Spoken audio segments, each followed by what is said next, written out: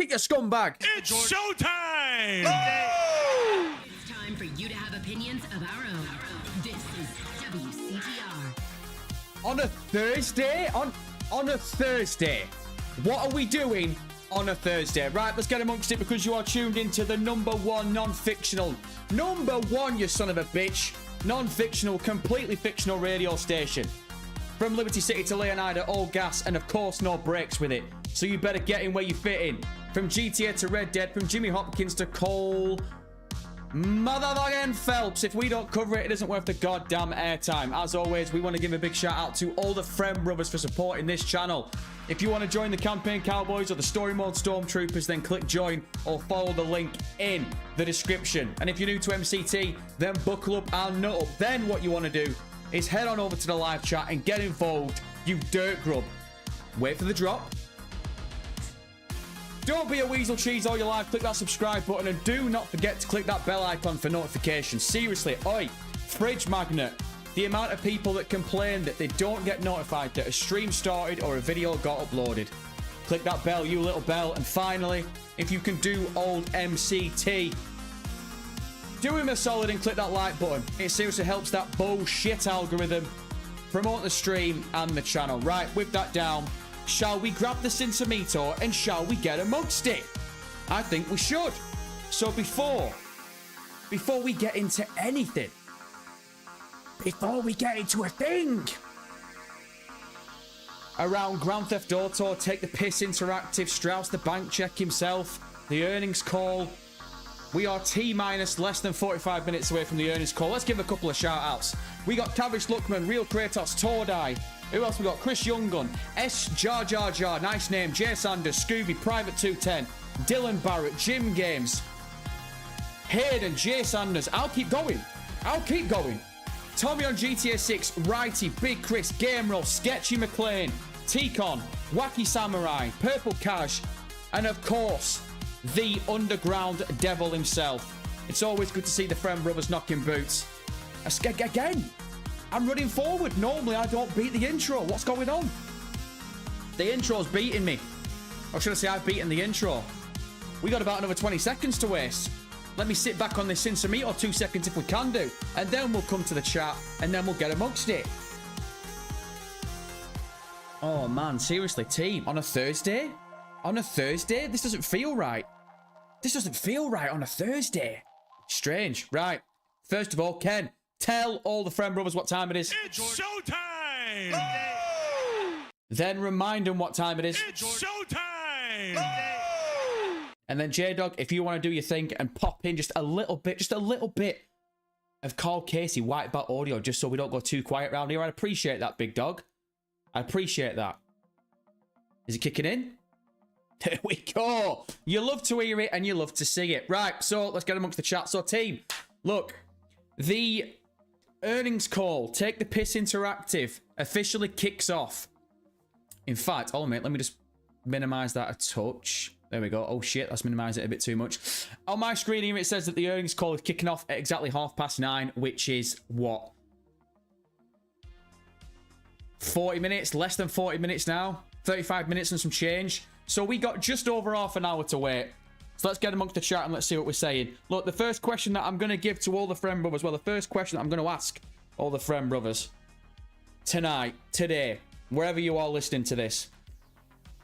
What is your predictions around this earnings call? I've said for the past week, I think it's going to be a nothing burger. I don't think we're going to get hardly anything. I think we're going to get hardly anything in regards to Grand Theft Auto 6. I think the majority of it is going to be around Mafia came out today on PC, comes out tomorrow on console. We got Borderlands coming out in September, I think. We got a shitload of mobile games that they'll probably talk about. They're obviously going to be focusing on the 2K franchises as well. I really, I'm not holding out, and I'm setting the bar low here, aren't I? I'm really not holding out for anything in regards to Grand Theft Auto 6, but I'm looking forward to be proven wrong. Let's get amongst it.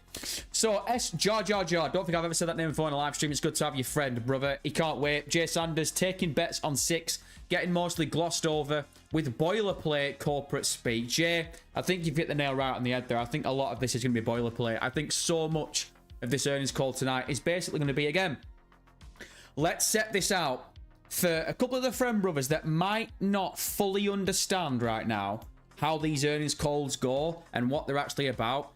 From what I can gather, it's money men investors that are asking questions to Strauss on what the numbers are going to be looking like in the next 3 months, next 6 months, next 9 months. You got to remember that GTA 6 doesn't come out till May next year. So there's every chance we might only get maybe 1 question or 2 questions around GTA 6.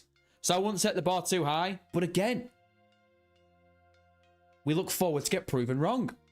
Scooby's knocking boots. Always good to see you, Scooby. They about to announce I'm in the game. Are they really? Is that some breaking news right now? Right, let me scroll down a minute. Let me try and catch up because we are falling behind. Hayden MCT, have you ever played Detroit Becoming Human? Yes, Hayden. The funny thing is, I think a lot of people say it's an underrated game. I think a lot of people...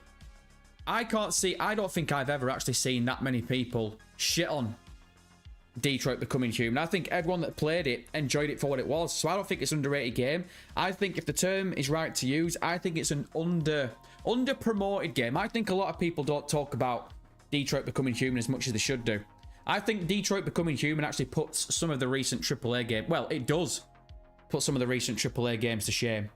Mind's Eye comes to the Mind's Eye. What else we got? Croc and Bones, aka Skull and Bones. We got a lorry load. Susan Squad kicks the Justice League, all of that shit. Tommy on GTA 6, get the game safe, then we'll outflank him. Fair enough. Also, Thomas, don't think I've ever said your name before on 104.5. So Ken, remind Thomas what time it is. It's showtime! Appreciate you, Big Cheese. Speaking of Big Cheese, he's right, he's knocking boots. Finally, the mods have come back to MCT. This must be read in Dwayne's voice. Oh, shit. You're going to make me pull off? You're going to try and make me pull off The Rock's voice right? Hold on a minute. I'm going to have to sit back on this H2O if I'm doing this. Hold on. Oh, I'm going to ruin... This is going to scream... It's a good thing that when we get to the call in half an hour, it's a good thing that I'm basically not going to be talking for an hour. Because this is going to ruin my voice, right? Finally! The mods have come back to MCT. And that's me. And that's it. I'm cooked. I'm done. I'm done. That's us finished for the night. Compliments to Righty. Appreciate you, Big Cheese. He's wrote off 104.5. We might as well end it right there. Big Chris is knocking about. What's up, MCT? Big Christopher, it's always good to see you, Big Cheese. It's always good to see you. Good brother. Game Rolls knocking boots. Who else is ready to hear Strauss's beautiful voice? I think a lot of these friend brothers might be listening to this one-handed Game Roll. Just my personal opinion. Sketchy McLean. See, I love this name, Sketchy McLean. What's up, MCT? Always good to see you, Sketchy. Tick-on's knocking boots. Now we're talking some beef. Jim Games, no breaks. Great. I now have to stress out the bladder more. I'm locked in. Oi, Jim. James. I appreciate you being locked in, brother. And I'm here for it. But there's a line in the sand. And if you need to take a piss, you have my permission. I'm green lighting that shit. You go ahead and you take a piss. I'm all for getting locked in, Jim. But there's a line in the sand, brother. There's a line in the sand. Wacky Samurai. Oi. Mate. Wacky Samurai. Are you from Australia? Because I need to know. Because every time I see the term, oi, mate, you got to say it in Australian. Oi, mate. What's up, you dad cat? Purple Cash, it told me this stream was happening tomorrow. What's going on? No, it didn't, you lying bastard. No, it didn't. Did it actually? It shouldn't have done. I swear to God, if YouTube and Strauss and Sam Hauser are screwing MCT over once again, someone's getting a backhand. The Underground Devil, what's up, friend, brother? Good to see you, Underground Devil. Good to see you, as always. Tyler McKay, Kevin Francisco! Love that last name. Kevin Francisco! Jim Games, you remind me of Howard Stern when he was cool. No sexy woman, but it is what it is. Oi, Jim, how do you know that I've not got a 10 out of 10 sat on my shoulder right now? What if the Queen is in the studio right now and you can't see her? What if she's a little bit busy? You ever thought about that? Howard Stern, by the way. Look, I'm not from America, so I don't know too much about Howard Stern, but I know who he is. I know that he's what do they call him? Oh, what do they call him? It's like not a disc jockey, because obviously that's a DJ, but it's like a shock jockey. Howard Stern is like one of the original shock jockeys, is that right? I mean, look, I'll take it, but I don't want to put over a guy if he's a bit dodgy. But no, I think I know who Howard Stern is. Super Craven's knocking boots. Always good to see you, Super Craven. Metab, Mercancalis, Dylan Barrett. Bro, your energy is on point. Dylan, oh, I gotta say this right now. Every time, I've said this to you before, but every single goddamn time, every single goddamn fucking time, you drop in a comment from American Psycho. Let's see Paul Allen's card. I lose it every single time. I saw you say it before, and I see you say it on some of the videos that we post. Cracks me up every time. Let's see Paul Allen's card. Right, let's carry on. Who else we got here? Not subscribed. Metab. Dustin Fortner. Dustin Fortner. I don't think I've ever said that name before, so Ken, tell him what time it is. Remind him. Remind Dustin. Remind the Big D what time it is. It's showtime! Appreciate you, Big Cheese. Grand Theft Auto 6 got cancelled. Someone, hey, Moz, kick him out of the goddamn chat now. Kick him out of 104.5. He doesn't deserve to be here. Piece of shit. Do you know what the funniest thing is? What if it turns out that it did get... I'm only joking, by the way, Mods. Don't touch him. Don't touch him. He's off limits. Game roll. I predict Grand Theft Auto 5 220. Hold on a minute. Jeez crap. Let me read this again. I predict Grand Theft Auto 5 220 million plus copies sold, and probably a mention of the number of views trailer 2 got. Yeah, Game roll is probably a decent shout. They probably are going to mention something in regards to the trailers. There's something that I'm thinking about, and I've not actually brought it up yet. I've not brought it up tonight, and I've not brought it up in recent live streams or recent videos, but we have talked about Red Dead 2's Next Gen Edition coming. We have talked about GTA 4's port coming next year. But I've not actually thought about it. Is there a chance that they could mention one of them today on the earnings call? Like, what if Strauss has a nipple slip? What if he has a titty slip? What if he literally lets something slip? Again, for the friend brothers that are knocking boots that might not remember or might not know, maybe you're not reading the dirt sheets, which is fine, by the way. Oi, MCT's got you covered on 104.5 Radio MCT for the friend brothers, the mother lovers, the titty suckers, the ball baggers, and the top shaggers. We got you covered, brother. So, if people aren't reading the dirt sheets, basically, it's not confirmed, but we pretty much all understand that we are getting Red Dead Redemption 2, the Next Gen Edition this year. Yeah, I know, if you're a friend brother right now and you're sat there thinking, whoa, whoa, whoa, where's this news come from? Where's this been confirmed? It hasn't been confirmed. But for the past 2-3 months, we see rumor after rumor. Friend brother after friend brother keep talking about it. I think Tez2 has mentioned it maybe once or twice. Don't quote me on that because I'm just trying to think off the dome. But also as well, it was recently, I can't remember who it was. I don't think it was Tez2. It was someone else who was reputable in the game. Skin in the game, insider sources, that said that Red Dead Redemption 2 Next Gen Edition is going to be coming to the Switch 2 this year, which basically means if it's coming to Switch 2, it's coming to PlayStation 5 and it's coming to the Xbox Series. So, is there a chance that maybe Strauss might mention that today? I don't know. I'm not going to... Again, look, I'm going to be completely honest with you, team. I said this at the start of the stream, and I'm going to say it again. I'm not holding out hopes, and I'm not setting the bar too high for this earnings call. I think a lot of this is going to focus on things that are going to come out... that are going to...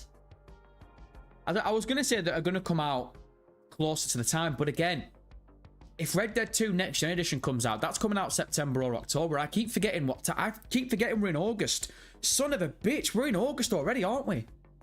So if Red Dead 2 Next Gen Edition does come out in September or October, I would say the back end of September to round about mid-October. That lines up perfectly with earnings call. Shit, I didn't even think about that. Right, you know what? Team, predictions.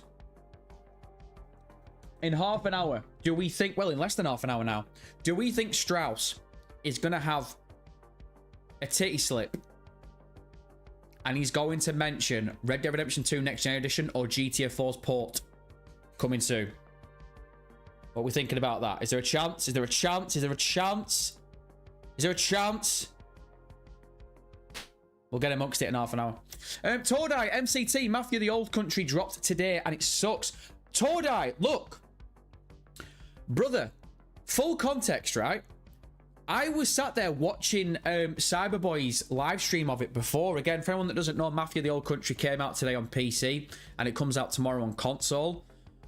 I watched the majority of all of if not, I think I watched all of it, of all of Cyberboy's live stream before in it. And I think he's still live streaming now. I think he went off for a break and he went back on before just when we went live. So if you want to see some people getting amongst it, if you want to see a friend, brother, mother lover himself, Cyber Boss Man getting amongst it on Mafia the Old Country, you go ahead and check that brother out. The one thing I would say from what I've seen of Mafia so far, just going off that live stream, no spoilers, I'm not going to spoil it for anyone. It was very, very cutscene heavy, weren't it?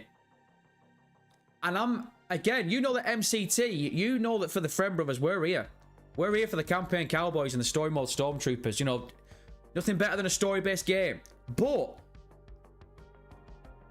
I was watching it and I was like, Jesus Christ, man, when's this game going to start kicking in? Like, when is he actually going to be able to start playing this game? Like, actually going around and, like, seeing the map for itself. I understand that it's not open world, but even still, it felt as though, I think he'd be going for about 80 minutes and we barely got out of cutscenes. So, look, we've already got it pre-ordered. Righty, again, shout out Righty in the chat. Righty already pre-ordered it for us. So we're going to play it tomorrow on console. We're going to play it tomorrow on PlayStation 5. We're going to get up early. And basically our plan is we're going to smash it all day tomorrow. Apparently this game is just less than 11 hours long in regards to the story. So I reckon if we smash it on Friday, smash it over the weekend, we can get an early review and a review sorted for next week. So that's our main goal around Mafia. We did mention that possibly we might end up live streaming it tomorrow, but we'd rather just go and enjoy it ourselves than give a bit of a review and a coverage later on. But again, look, the game itself, just going off Cyberboy's stream, the game itself looked okay. It did look nice with it. But Jesus, man, I'm all for a story. I'm all for a campaign, but at the same time, I want to play a video game. You know what I mean? Right, let's get back to the chat. Again, team, for anyone that's just joining us, we have got less than half an hour until this Take the Piss interactive with Strauss the Bank Check himself. Before this earnings call takes place, it's kicking off at past, and we're just at 5 past now. So we got, what, 25 minutes? Less than 25 minutes, I'd say, before we get amongst it. Righty, Toad, I hope you're joking about Mafia. Got it pre-ordered on PlayStation 5. Level 1, what up's MCT? Level 1, good to see you as always, Big Cheese. What up's Friend Brothers? So what we have learned from earnings calls, how much will short cards... Jesus Christ. They're not going to bring up short cards yet, are they? Surely not. I mean, there's a chance that they might drop something around GTA Plus, but again, I'd be really surprised if this is GTA heavy. I don't think it's going to be at all. I think a lot of people that are setting the bar high and are holding out big hopes in regards to this earnings call, I'd slow your roll there, Big Cheese. Splans with a 27 SEK. Splans, we appreciate you, Big Cheese. Ken, get off your fat ass and tell Splans what time it is. It's showtime! Oh! Appreciate you, Splans, as always. Imagine if Strauss the Bank Check was Jesus. What is that? For 27 SEK, Splans, I ain't finishing that. Imagine if Strauss was guzzling. That final word. I mean, oi, brother, if you want to imagine that for 27 SEK, you're more than welcome to. Right, let's give a couple more shout outs, see if we can do. So, Tickon's knocking about, Purple Cash, Patut. Don't think I've ever said that name before in a live stream. So, Ken, tell him what time it is. It's showtime! Oh! How do I pronounce that? Is that Patut? With a capital P? Pussyo? Or is the P silent and it's Patut? I need the context. I need to know. Victor Vallejo's knocking boots. Always good to see you, Victor. Private 210. Splans. Oh, never mind. I spelt it wrong. Well, that's embarrassing. Splans, that is quite embarrassing. I'm not going to lie. That's well embarrassing. You've just done that in front of quite a lot of people. Quite a lot of people. Patahut. He is just going to say GTA 6 is the most anticipated game and the most expensive property, just as usual. Yeah. Oh, if I'm being honest, brother, you've called it right there. That's exactly what this entire earnings call is going to be. This earnings call is going to be 90% 2K games and mobile games, 5% something else, and then 5% one little waster will be like, so you've got a little game coming out, little indie game coming out in May. next year. I know it doesn't fall into the fiscal year, but we got any updates on that? And Strauss will just go, yeah, we're really excited for this game and we're really looking forward to it. And it's going to be a massive game. And, you know, it's all looking good. And that'll be it. That'll literally be it. And then you'll get all the clickbait articles that are posted all over Twitter. Oh, Strauss has confirmed that it's going to be a huge game. Strauss is confident. Like, shut up. Shut up. Can we tuck that away for a bit? Can we bury that away a touch? Tommy on GTA 6, wait, it's not free roam. Tommy, are you talking... Thomas, are you talking about Mafia? No, I don't think it is. I think it's linear. Again, I've not played it myself, but from what I was reading, I thought it was. Chat, am I right in saying that? That Mafia, the old country, isn't free roam? Let me just sit back on this in some meat or 2 secs. I'm sure it's not free roam. But again, when I was watching Cyberboy before, he couldn't get into it enough to check out if it was fucking free roam. Again, the game looked really good, don't get me wrong, but Jesus, man, again. We watched the best part of an hour and a half of Cyberboy just basically sat there watching cutscenes because he couldn't do anything else. Again, I'm all for a story-based game, but come on. Let's get amongst it. Nathan Foyer's knocking boots. Always good to see you, big NF. I called it. DOA, suck my hole. They should have went 80-90 Mafia New York. Hey, fair enough, Nathan, fair enough. Purple Alex, we need Red Dead to boost the sales a bit to keep the stocks afloat. Alex, I don't know too much in regards to the stocks, but I think it's a smart play from Take the Piss Interactive to... Well, I was going to say greenlight Red Dead Redemption 2 next gen. They're always going to greenlight it. It's just... If I'm going to be completely real with you, when it comes to Red Dead 2's Next Gen Edition and GTA 4's port, I am still surprised, even though we've sat here and we've talked about it time and time again recently, I'm still really surprised that there is a genuine, that I'm more positive than negative towards it, that we're actually going to get Red Dead Redemption 2 Next Gen Edition and GTA 4's updated port before Grand Theft Auto 6. Because again, I made a point of saying this, I think it was a couple of weeks ago. How crazy is this next 9 months going to be? Red Dead Redemption 2 Next Gen Edition. GTA Online Winter DLC. GTA 4 updated port. Something people have wanted for a hell of a long time. And then 2-3 months later, Grand Theft Auto 6. Team, we are eating right now for the next 9 months, if that's going to be the roadmap going forward. Because again, I'll tell you this. If we don't get Red Dead, well, maybe not Red Dead, I'm thinking more GTA. If we don't get GTA 4's updated port before Grand Theft Auto 6, I can't see them dropping it within the first 2 years of Grand Theft Auto 6. Because why would they? Why would they want to promote something to take you away from Grand Theft Auto 6? I can't see it myself. I could be wrong, but I can't see it. I think when it comes to Red Dead Redemption 2 Next Gen Edition and when it comes to GTA 4's port, I think they've got to get that shit out now. Before GTA 6. I just think that makes all the sense in the world. But again, I'm not a millionaire billionaire. You know what I mean? I'm not making these plans. I'm not greenlighting this shit. Right, let's give a couple more shout-outs here. We got X-Service, Cornhead, Billy, Splan, Space Mix. He's knocking boots. Always good to see Space Mix. Impotent Rage, Victor Vallejo, Tebble. Have I ever said that name before in a live chat? I don't think I have. Ken, tell him what time it is. It's showtime! Oh! Good to see you, Tebble. I don't know why I want to call you Treble. In fact, I'm calling you Frank. Right, Frank, what do you think the worst thing about the rollout of GTA 6 would be, besides the wait, of course? I think Treble, Frank, if I'm going to be wheel, Frank, what are you doing to me? Frank, can I call you Frank? Cheers, Frank. Right, so Frank, if I'm being real with you, we've already had it. The 500 plus days of absolutely Grand Theft Auto, Rockstar Games and Take the Piss Interactive, not even basically barely mentioning that Grand Theft Auto 6 even existed after they dropped trailer 1. That was the worst bit about it, the rollout, if you could call that the part of the rollout. And then the delay. We've already gone through, I think personally, unless we get another delay, which still could happen. If we don't get another delay, I think we've been through the worst of it. I think last year was a bad year. Last year was a bad year, and the first 2 months of this year started out really rough. Because again, we were still expecting GTA to come out at the end of this year.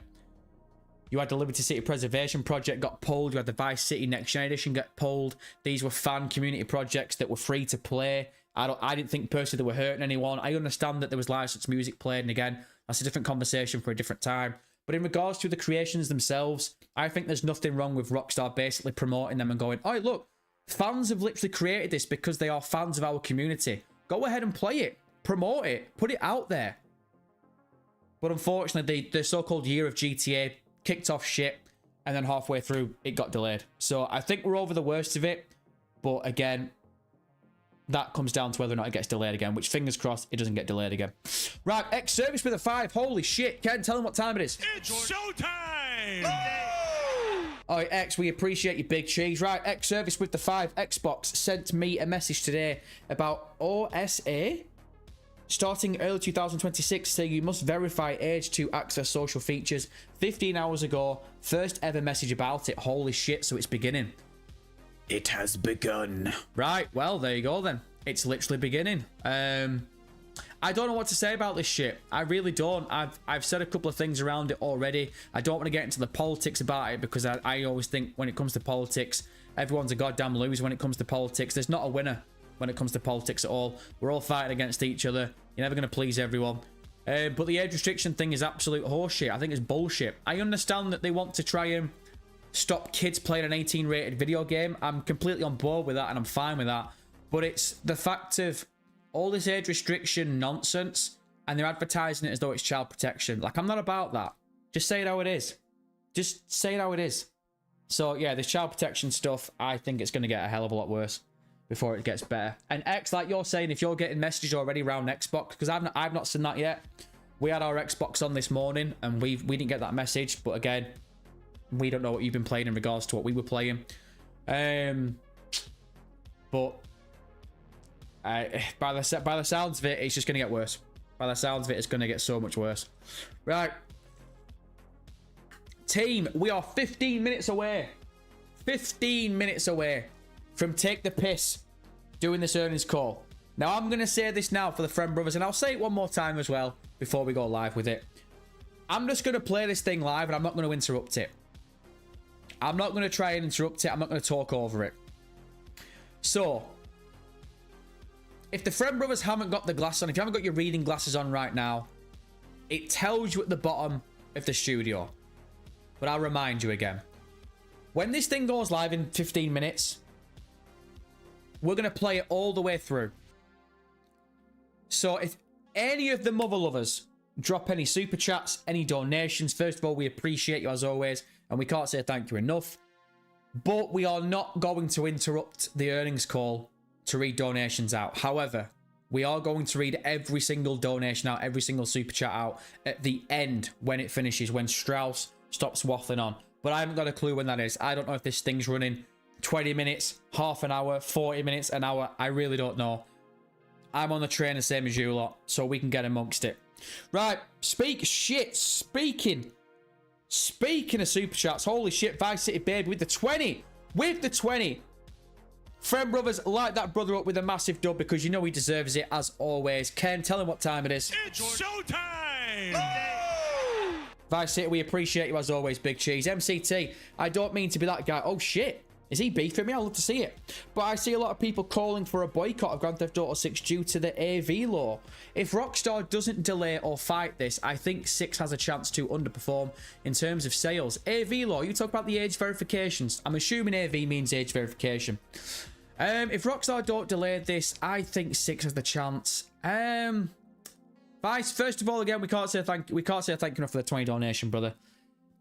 To answer that, I think a lot of people are going to scare themselves into shit like that. I think a lot of people are going to worry themselves. Look, here's what I'm going to say around this. There is going to be a lot of positives and a lot of negatives and a lot of clickbait, get your words out your waist, man. Clickbait flying around Grand Theft Auto 6 in the next 9 months. We just know that it's going to be, right? And when it comes to age verification stuff, unfortunately, this is something that's going to catch like wildfire. I think, like I said before, a couple of minutes ago, I said this thing's going to get worse before it gets better. And now, unfortunately, Rockstar Games and Grand Theft Auto 6 is being pulled into the void like a black hole, like an age verification black hole. They're being sucked in. What does that mouth do? And look, as long as this game doesn't get delayed, I don't care what numbers it does. I don't care if that sounds selfish or not. This thing could underperform and no one else buys it other than me. I'm sorry if that sounds selfish. But I already know if this game doesn't get delayed, I'm getting the ultimate unicorn, rainbow collector's edition, whatever the hell they want to call it. I'm getting the best edition that I can find. I'm getting 2 versions. I'm getting a digital copy and I'm getting a hard copy when they finally decide to do hard copies, because I want a collector's edition. I want to be able to have this as a collector's item. I want a hard version of it, hard copy version of it.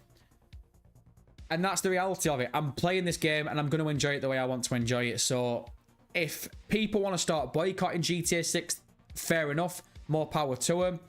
But I don't think there's going to be enough people to boycott GTA 6 to really make a difference. And not only that, I'm going to say this as well. There'll be a lot of charlatans out there. There'll be a lot of little prick weasels out there that'll say one thing and do the other. They'll all talk tough when it comes to the keyboard, and they'll stand up and they'll say, oh, I'm not buying GTA 6 and I'm not signing up for this because I don't want to put my passport ID in and I don't want to do this and I don't want to do that and boycott Grand Theft Auto 6, and then day one, boom, they're getting amongst it. So I understand the mentality around some people. I completely get it. But I'm just in the wheelhouse where I've waited this long for this video game. I'm excited for this video game. This is the most anticipated I've ever been for a piece of media ever. Video game, movie, TV series, whatever you want to call it. The day this game drops. The day this game drops. Good luck finding me. You are not going to see MCT for days. I'm gonna get a padlock for the studio. I'm just gonna lock myself in here. We're gonna get amongst it. Right, team, we are 10 minutes away from the earnings call. I've never streamed an earnings call before, so I don't have to start early or what. So what I'm gonna do, you're gonna give me 60 seconds. Jason, what you're gonna do is you're gonna pump that music there, Big Chief. Appreciate you. Right, so what we're gonna do, you're gonna give me 60 seconds. I'm gonna go ahead and fill that H2O up. Then I'm going to grab a fresh bottle of El Rubio Special Brand Sinsamito Tequila, the finest. Then I'm going to come back and we're going to see how we go about with this earnings call. I mean, we've already got it up, locked and loaded, but we need to see whether or not they're going to start early or not. So again, give me 60 seconds. I've just seen that we've got 2 donations, 2 super chats. Can't say thank you enough, big team. We'll be back in 60 seconds and we'll get amongst it and we'll read those out and then we'll see if we can get into this earnings call. 60 seconds and we'll be right back. You do everything in your car, from talking to friends to watching a movie to turning tricks with a coworker. So why should you get out of your car to eat? At Up and Atom, we're from a time when America didn't worry about global warming, cholesterol, or who could vote. Drive into Up and Atom today. Up and Atom, food from when we were morally superior.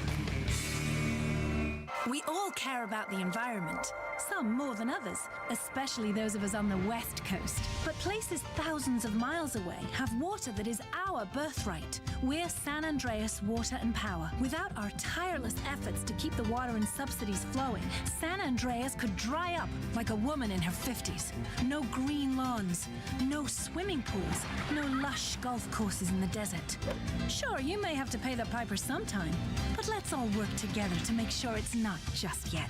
San Andreas Water and Power. Righty tighty. Let's get amongst it. Right, so X-Service with the 5. Ken, tell that brother what time it is, please. It's showtime!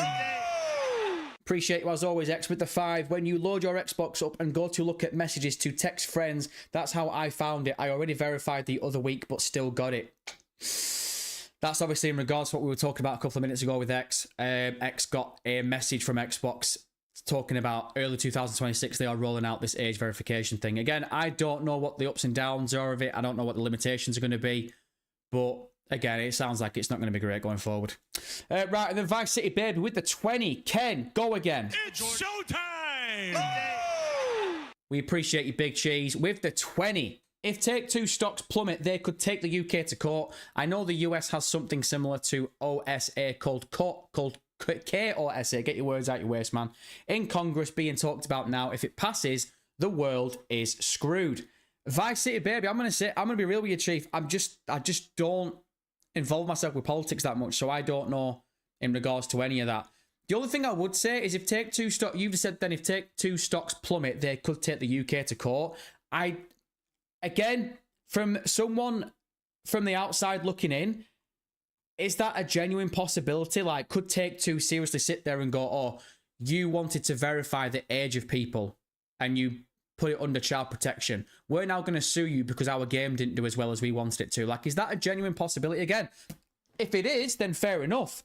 But it's just, is that something that really would hold out in court? I don't know. I don't know. Again, who knows? Who knows? Right, team, what I'm going to do now, I'm going to flick on over to here. Right, so now I'm on the Take-Two Interactive Software Earnings Conference Call. So if we click Webcast Presentation, this thing apparently is going live in less than 7 minutes. So if I click that, audio should be coming through. And there's nothing here. So if we do that... Oh shit, we got audio through. Awesome. Right, okay, so I'm going to turn that down a little bit. Right. Okay, so that shouldn't be coming through to you yet. So what I'm going to do now, if I pull this mother up... Oh shit, hold on a minute, I'm pressing wrong things here. Right, let's click that. And then let's bring OBS up. And then if we unmute this... Right, team, you should be able to hear some funk-ass music right now. I'm talking like low-budget, low-rent country music shit. I need confirmation in the chat that you can all hear this shit, because if you can, then we're good to roll. Because this is now from Take the Piss Interactive's official webcast. Please wait. Oh. The conference will begin shortly. Please wait. The conference will begin shortly. And then they pump in this jackass music again. So again, I need confirmation in the chat. If we can all hear it, then we're good to go. I'll wait for confirmation. Frank, I have been trying to put an image in my brain of how this game is going to look, but I just know Rockstar is going to blow us all away and go beyond expectations. Frank, yeah, that's how I felt when the trailers came out. Can I just turn this down ever so slightly? That's in my ears. In fact, let's just do this a sec. Let me turn that right down. Right, that's turned that down for me. I don't know if it's turned it down for you. Maybe it has done. I don't know, but it's definitely turned it down for me. Saying that, let's turn that down for you as well. I'll turn it back up when they start talking bullshit. Frank, if I'm going to be honest, that's exactly how I felt when it came to the trailer. I was blown away with trailer 2. And I covered the anticipation and the theories for trailer 2 for a hell of a long time. And when that thing dropped, holy shit. Oh, man. Head gone. Blown away. Absolutely blown away. Right, by the sounds of it, y'all can hear it, which is good. Kevin Francisco is giving me the green light, saying that we can hear it, so that's all good. Right, okay, so team, just pull this up a sec. Right, so what I did then is I turned it down ever so slightly, music-wise. Is that still all right? Do you want me to turn it up a little bit? When they start chirping up, I'll ask you again if it's sounding all right. I think we've got the audio level sound. And again, I am just going to remind people as well. I'm going to remind the friend brothers and the mother lovers. Once they start talking absolute blue waffle, once they start talking absolute bollocks, we are not going to interrupt the earnings call. We're not going to interrupt the live feed. So if anyone drops any donations, any super chats, I don't want you to feel like you've wasted your money. We will come to them at the end of the live feed of it. But I have not got a clue how long they're going to go. I don't know if it's going to be 20 minutes, half an hour, 40 minutes. This thing could go 5 hours for all I know. I don't think it's going to. I know it's not going to. I think from the earnings calls that we've watched in the past, I think they barely go an hour, is it? Is it between like 45 minutes to an hour? So again, we might be at best part of an hour. So again, like I said, if anyone drops anything, please don't feel like you're wasting your time, because we will come to it at the end. Oh, dear me. Right, let's see what the chat's saying, shall we? Right, it's all good. We're all here for same thing. All support and keep it sound. Don't want to be doing timeout, man. It's lame. It's a lame thing out here. X, well, don't call people a pussy then. Then I won't have to say something. Who's ex-service beefing with? Is ex-service throwing hands? I'm interested. Someone going to catch an headbutt? Jim Games, yep, when trailer 2, my phone became a, Jim, did you watch trailer 2 one-handed? Genuine interest, genuinely curious. Cornered Billy, Vice City Baby, you got me there. Super Craven, trailer 1 was a madness, biggest shock of my... Trailer 1? Jesus Christ, trailer 1 came out 50 years ago. I wasn't even a glimmer in Popper MCT's bowl bag when trailer 1 came out. It was that long ago. Trailer 1 came out before GTA Vice City. That's how long ago it was. Do you feel old yet? GTA 6 Trailer 1 came out before GTA Vice City. That's how old you gotta feel. Scooby, what's up, guys? Scooby, oh, you little mug. We appreciate you knocking boots. We appreciate you knocking boots. Right, team. It says that we're 2 minutes away from this thing going live. Again, we got some funky music going on right now. But no one's chirping. No one's talking. No one's talking that hot shit. So we'll just keep rabbiting on. Like I said before, what are we... Look, I'll say this now before it gets into it. The bar is not set high when it comes to this earnings call. I genuinely do not think we're going to get... I don't think... Oh. Please wait. The conference will begin shortly. Oh, you slag. She had... Oh, she's baited me in. She's clickbaited me. I thought that was it. Then I thought we were having liftoff. Son of a bitch. Strauss, come on. Oi. We're about to get amongst it. Again, like I was saying then, I really don't think we're going to get a lot around GTA 6 in this earnings call. I really hope we do. I seriously hope we do, but I don't think we are going to. I think a lot of it is going to be around the 2K franchise, the mobile games. I think they're going to be talking about Mafia because that literally dropped on PC today, drops on consoles tomorrow. We're in August now, September. The back end of September, Borderlands comes out. I think, is it September or October? I think it's September, isn't it? Because Ghost of Yortai comes out in October or November. I think it's October. So yeah, I think Borderlands comes out in September. So yeah, they're going to mention Borderlands. But again, I think if I'm being completely real with you, it's not GTA 6. Like we were saying before, about 10-15 minutes ago, we surprised ourselves because we reminded ourselves, Red Dead 2 Next Gen Edition. There's every chance that Strauss ends up having a nipple slip here. We might have a genuine titty slip from Strauss, and he might mention this Red Dead 2 Next Gen Edition.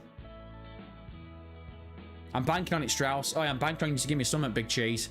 Right, let's give a couple more shout-outs here while we're waiting. Ronnie, Jake, Games is knocking about. I've never said that name before in a live stream. Ken, tell him what time it is. It's showtime! Appreciate you, Jake Games. Do you think we're getting a remaster for GTA 4 and Red Dead Redemption 2 for PlayStation 5? Yeah, Jake, we were saying about 10 minutes ago, we think the map with the road map is going to be Red Dead Redemption 2 Next Gen Edition comes out this year. Next couple of months, maybe. Then we're going to get the winter DLC in the second week of December for GTA 5 Online. Then we're going to get GTA 4's port in February or March. And then that boosts the GTA Plus numbers. And that swings us right on into GTA 6 in May. Again, could be wrong, but I think logistically, if they're going to get Red Dead Redemption 2's Next Gen Edition and GTA 4 port out in the next 2 years, they got to drop them before GTA 6.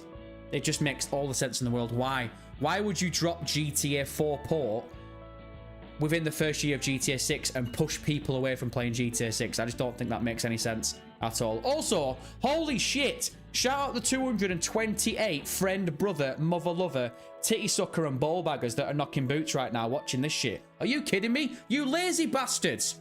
You didn't want to go to Take-Two Interactive's website. You just wanted to click on some mug on YouTube and listen to it. Oh, I think we're starting. Right, everyone shut up. Everyone shut the fuck up. Okay. The music's on off. Thank you for standing by. My name is Tina, and Here we I'm your go. conference operator today. At this time, I would like to welcome everyone to the first quarter fiscal year 26 Take-Two Interactive Software earnings call. All lines have been placed on mute to prevent any background noise. Right, I've turned that After up to the speaker's studio remarks, volume. There will be a question and Is that answer loud session. enough? It should be, because If I you would can't turn like it to up anymore. ask a question during this time, simply press star followed by the number 1 on your telephone keypad. If you would like to withdraw your question, press star 1 again. It is now my pleasure to turn the call over to Nicole Shivens, Senior Vice President of Investor Relations and Corporate Communications. Right, You everyone may shut up. begin. Good afternoon. Thank you for joining our conference call to discuss our results for the first quarter of fiscal year 2026 ended June 30, 2025. Today's call will be led by Strauss Zelnick, Take-Two's Chairman and Chief Executive Officer, Karl Slatoff, our President, and Lainie Goldstein, our Chief Financial Officer. We will be available to answer your questions during the Q&A session following our prepared remarks. Before we begin, I'd like to remind everyone that statements made during this call that are not historical facts are considered forward-looking statements under federal securities laws. These forward-looking statements are based on the beliefs of our management as well as assumptions made by and information currently available to us. Get on We with have it, no you boring obligation to update bastards. these forward-looking statements. Actual operating results may vary significantly from these forward-looking statements based on a variety of factors. These important factors are described in our filings with the SEC, including the company's most recent annual report on Form 10-K and quarterly report on Form 10-Q, including the risks summarized in the section entitled Risk Factors. I'd also like to note that unless otherwise stated, all numbers we will be discussing today are GAAP and all comparisons are year over year. Additional details regarding our actual results and outlook are contained in our press release, including the items that our management uses internally to adjust our GAAP financial results in order to evaluate our operating performance. Boring. Our press release also contains a reconciliation of any non-GAAP financial measure to the most comparable GAAP measure. In addition, we have posted to our website a slide deck that visually presents our results and financial outlook. Our press release and filings with the SEC may be obtained from our website at take2games.com. And now I'll turn the call over to Strauss. Here he is. Thanks, Nicole. Good afternoon, and thank you for joining us today. Here he is. Go on, Fiscal Strauss. 2026 is off to an excellent start, reflecting ongoing demand for our core franchises and the increasingly diversified, successful nature of our business. Net bookings for the first quarter exceeded $1.4 billion, which was meaningfully above the high end of our expectations, led by the outperformance of several mobile titles, as well as the continued success of NBA 2K and the Grand Theft Auto series. We're optimistic about the year ahead, and we're raising our net bookings outlook for fiscal 2026 to $6.05 to $6.15 billion. We have great confidence in our long-term pipeline and expect to achieve record levels of net bookings in fiscal 2027 that we believe will establish a higher baseline for our business and set us on a path of enhanced profitability. That's those GTA numbers. I'd like to express my gratitude to all of our teams across our worldwide organization for their deep passion and intense commitment to our collective vision. We strive daily to do our best work and to exemplify our core pillars of creativity, innovation, and efficiency, all in service of our goal to make the biggest and best hits in the entertainment business. Turning to highlights from the period, our mobile business vastly exceeded expectations. Peak's successful forever franchise, Toon Blast, grew 22% over last year and nearly 75% on a two-year basis, driven by the seasonal collection feature that provided a new avenue of engagement for the game's millions of active players. Strauss, no one gives a shit about your mobile Match games. Factory, another hit title from Peak, achieved record net bookings as the title grew 33% over last year. Players experienced new features such as the Treasure Cave event, as well as new levels. Rollic's newest hit, Color Block Jam, maintained its positive momentum and has become the highest grossing title in the studio's history. Throughout the quarter, Color Block Jam remained at the top of the app charts, demonstrating its strong market position and mass appeal. Rollic supported the title with its first bold beat, Pilot's Drop, where players received progressively larger rewards with each consecutive win, amplifying engagement and monetization. 2K's mobile offerings also had a great quarter, including WWE SuperCard, which remains the label's most successful mobile game, with over 37 million lifetime downloads. NBA 2K Mobile has been steadily growing its audience with new content and challenges, while NBA 2K25 Arcade Edition continues to top the Apple Arcade charts, and NBA 2K All-Star in China has been posting strong and profitable results since its launch in March. We continue to focus on our mobile direct-to-consumer business, and we're achieving better conversion driven by new offers, events, and enhanced personalization. In the context of recent court rulings, we see ample runway for further growth in this area. The Grand Theft Auto series once again exceeded our expectations. Momentum remains exceptionally strong, and to date, Grand Theft Auto 5 has sold in over 215 million units worldwide.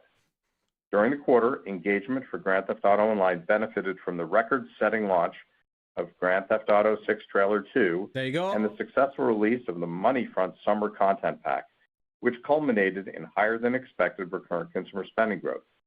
We're pleased that new player accounts for GTA Online grew over 50% year over year. NBA 2K25 delivered another quarter of fantastic results. That's literally it. To date, the title has sold in over 11.5 million units, and engagement grew significantly year over year, with daily active users and my career daily active users. So now we've got to wait for the questions.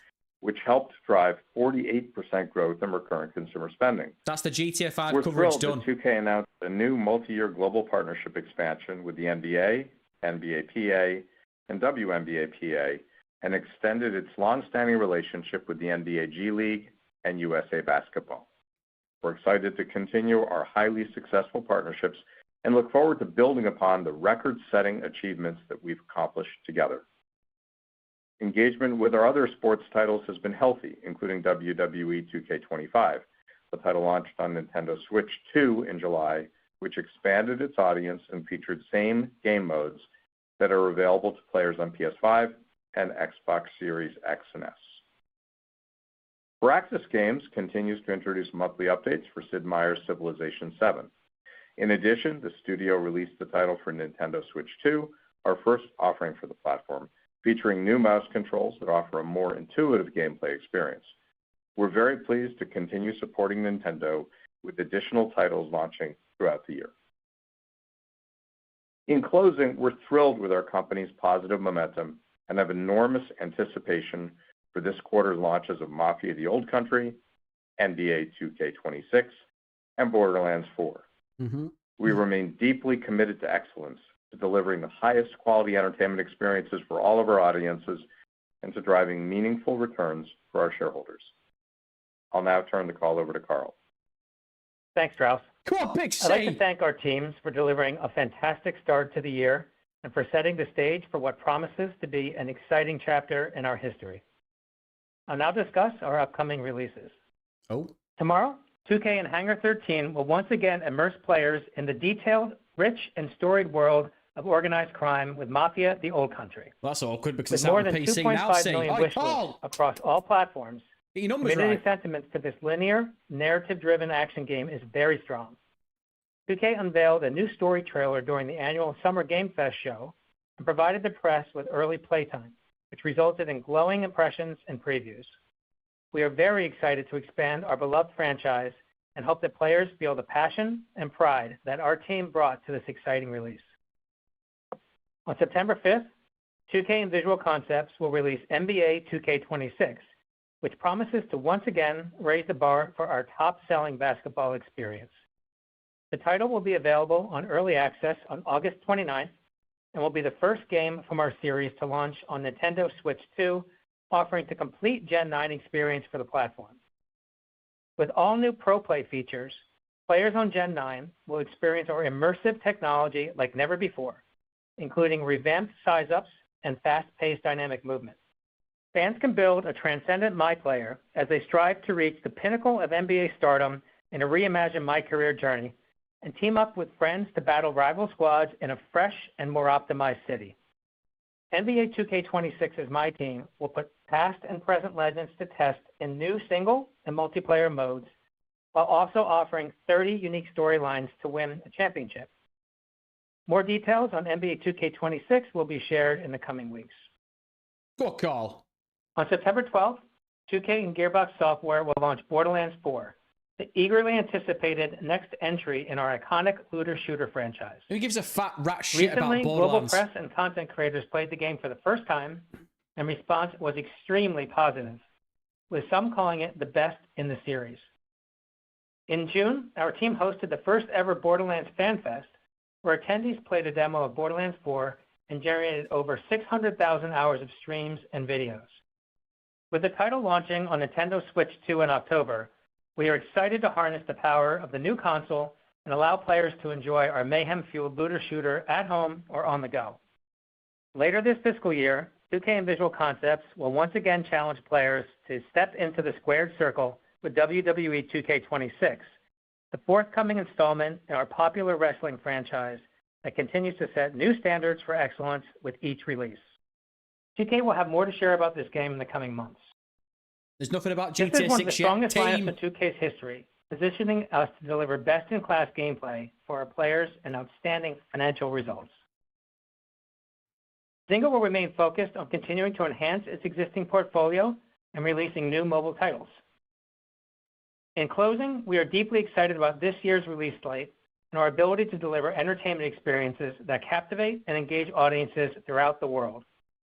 As we continue to execute our proven strategy, and capitalize on emerging markets and opportunities, we believe that we will achieve a period of meaningful long-term growth and shareholder returns.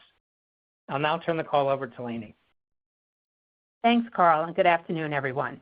Good afternoon, We Lainey. achieved outstanding first quarter results, driven by our strong franchises, talented teams, and unwavering commitment to our strategic vision. Our performance was broad-based across our labels as we engaged players with exciting new game features and content updates, while also advancing development of our highly anticipated pipeline. I'd like to thank our incredible teams worldwide for their hard work and passion for our business. Turning to our results, we delivered first quarter net bookings of $1.42 billion, which was significantly above our guidance range of $1.25 to $1.3 billion. This reflected better than expected performance from several mobile titles, including Toon Blast, Match Factory, NBA 2K All-Star, and Color Block Jam, as well as NBA 2K and the Grand Theft Auto series. Recurrent consumer spending grew 17% for the period, which was meaningfully above our guidance of 7% growth and accounted for 83% of net bookings. Several of our businesses outperformed, including NBA 2K, which was up nearly 50%, mobile, which grew low teens, and Grand Theft Auto Online, which increased low single digits. During the quarter, we released Civilization VII for MetaQuest VR and Nintendo Switch 2.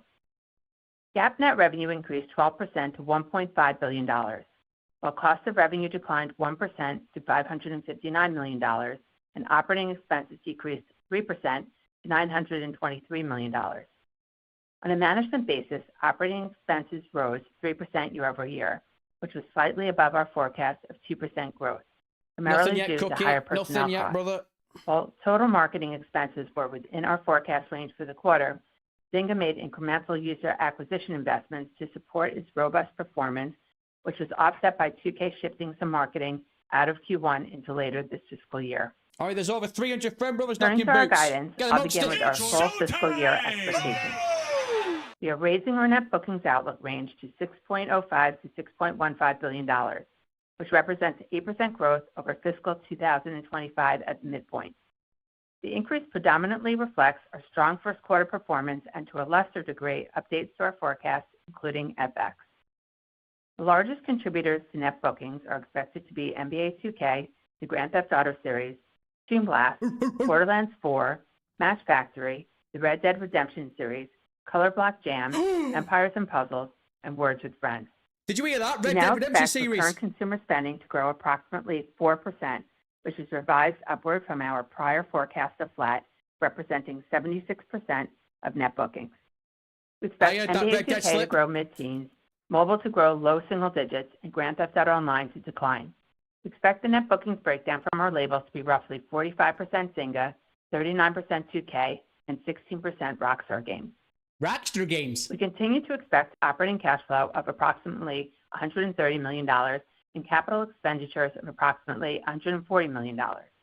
We now expect GAAP net revenue to range from $6.1 to $6.2 billion and cost of revenue to range from $2.55 to $2.57 billion.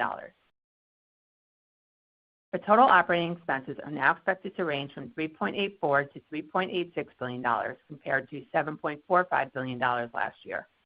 On a management basis, we expect operating expense growth of approximately 5% year over year. This is up slightly from our prior forecast due to higher personnel costs, as well as increased marketing spend to support our mobile portfolio and FX. I'd like to point out that our earnings per share calculations reflect our higher share count following our recent equity issuance. Now moving on to our guidance for the fiscal second quarter. We project net bookings to range from $1.7 to $1.75 billion compared to $1.47 billion in the second quarter last year. Our release slate for the quarter includes Mafia: The Old Country, NBA 2K26, and Borderlands 4. The largest contributors to net bookings are expected to be NBA 2K, Borderlands 4, the Grand Theft Auto series, Toon Blast, Match Factory, Empires & Puzzles, Color Block Jam, the Red Dead Redemption series, Words with Friends, and Mafia: The Old Country.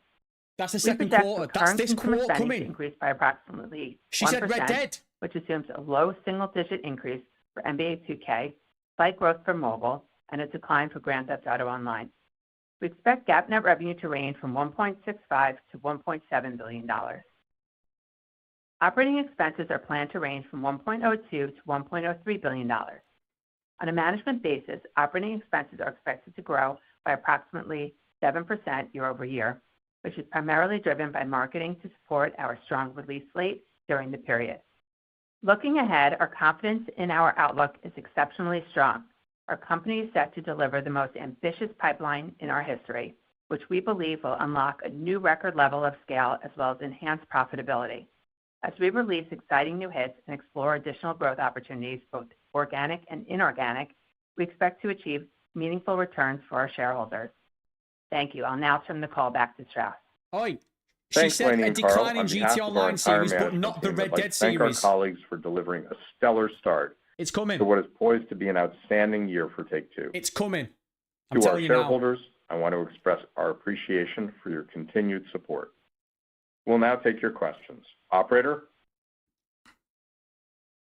At this time, I would like to remind everyone to ask a question, press star 1. We respectfully ask that you limit your questions to 1 and 1 follow-up. Thank you. Our first question comes from the line of Eric Handler with MKM Partners. Please Come go on, ahead. Eric. Let's get amongst it, lad.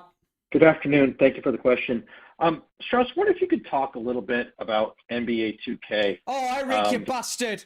You know, you've sold about 500,000 He's more done me. units than Eric. last year overall.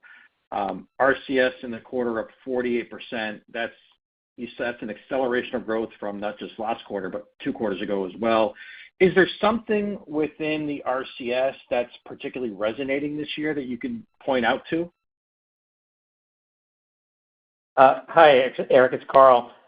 Look, I mean, we're obviously very thrilled with the performance of NBA 2K. We've sold in over 11.5 million units, and engagement is just across the board up significantly year over year. And it's really not necessarily any of our single modes. It's really both of our primary RCS generating modes, which is My Career and also, My Career and our mute myself. My Team. Sorry about that.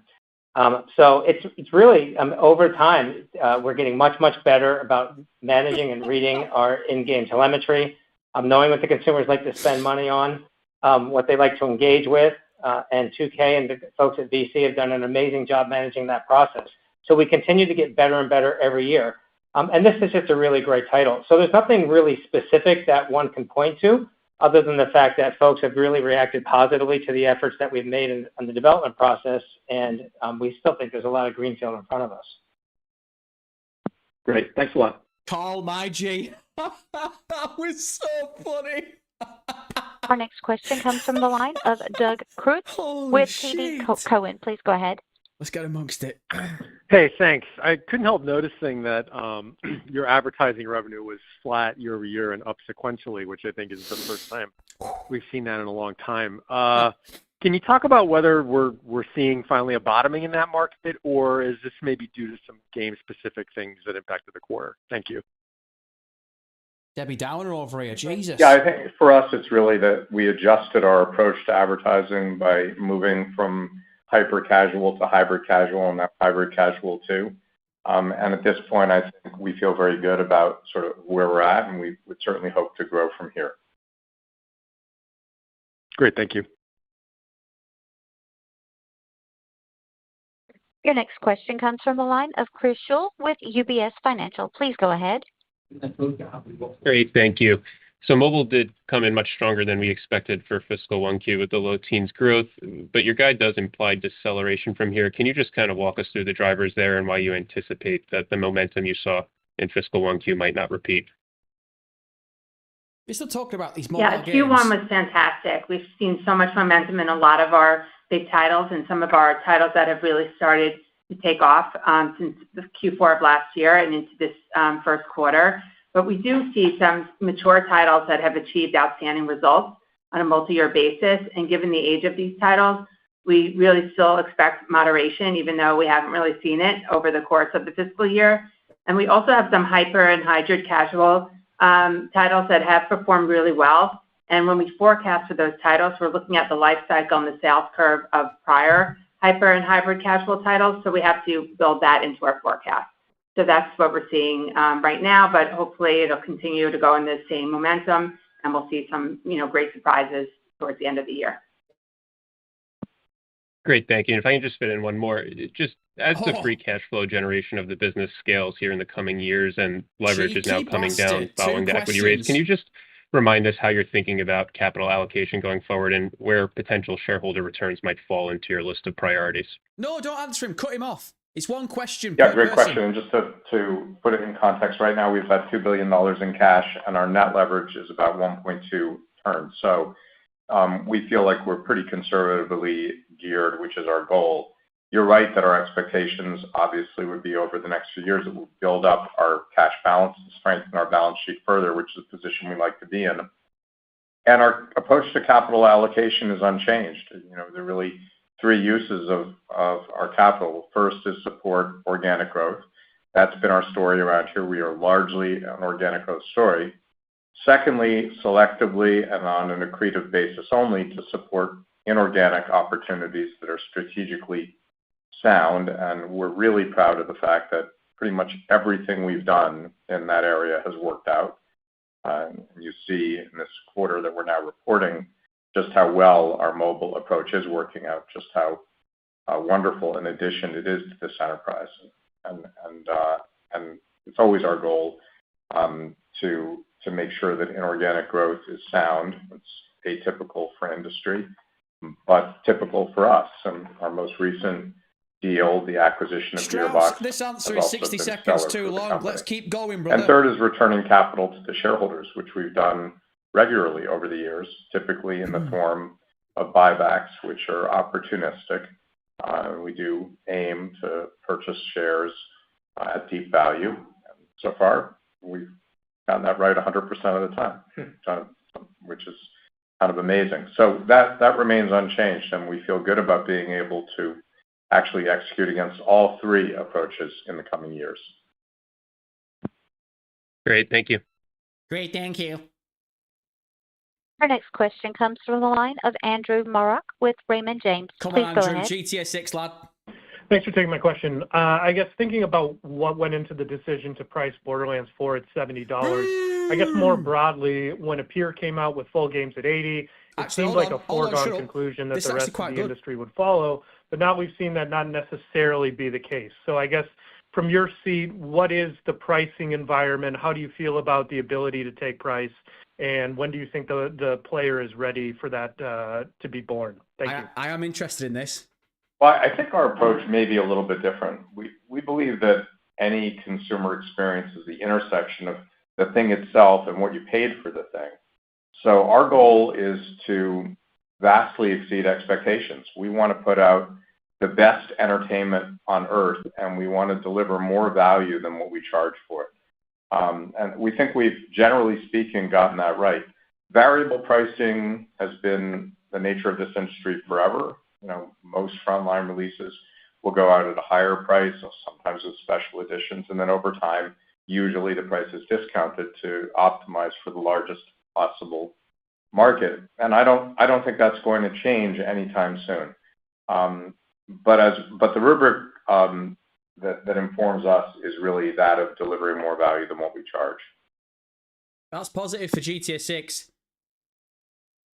GTA 6 might literally end up being $80. Our next question comes from the line of Mike Hickey with the Benchmark Company. Please go ahead. Right, come on, Mike. Come on, lad. Yeah, hey, Strauss, Laney, Karl, Nicole, great quarter, guys, and nice to see the raise in your 25. Project, Mike, Jesus. Numbers.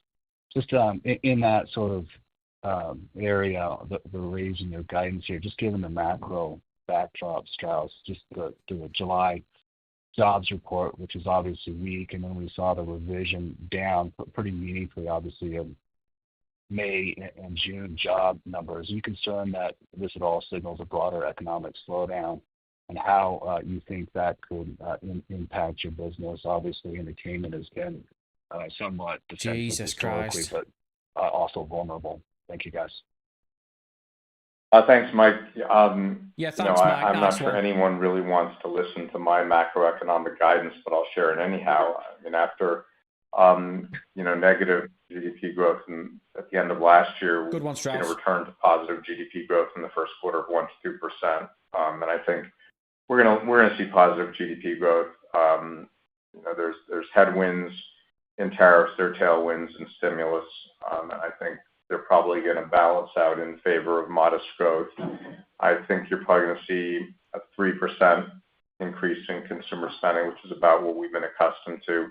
I agree with you that unemployment probably goes up a bit. It's 4.2 and probably goes up to 4.5.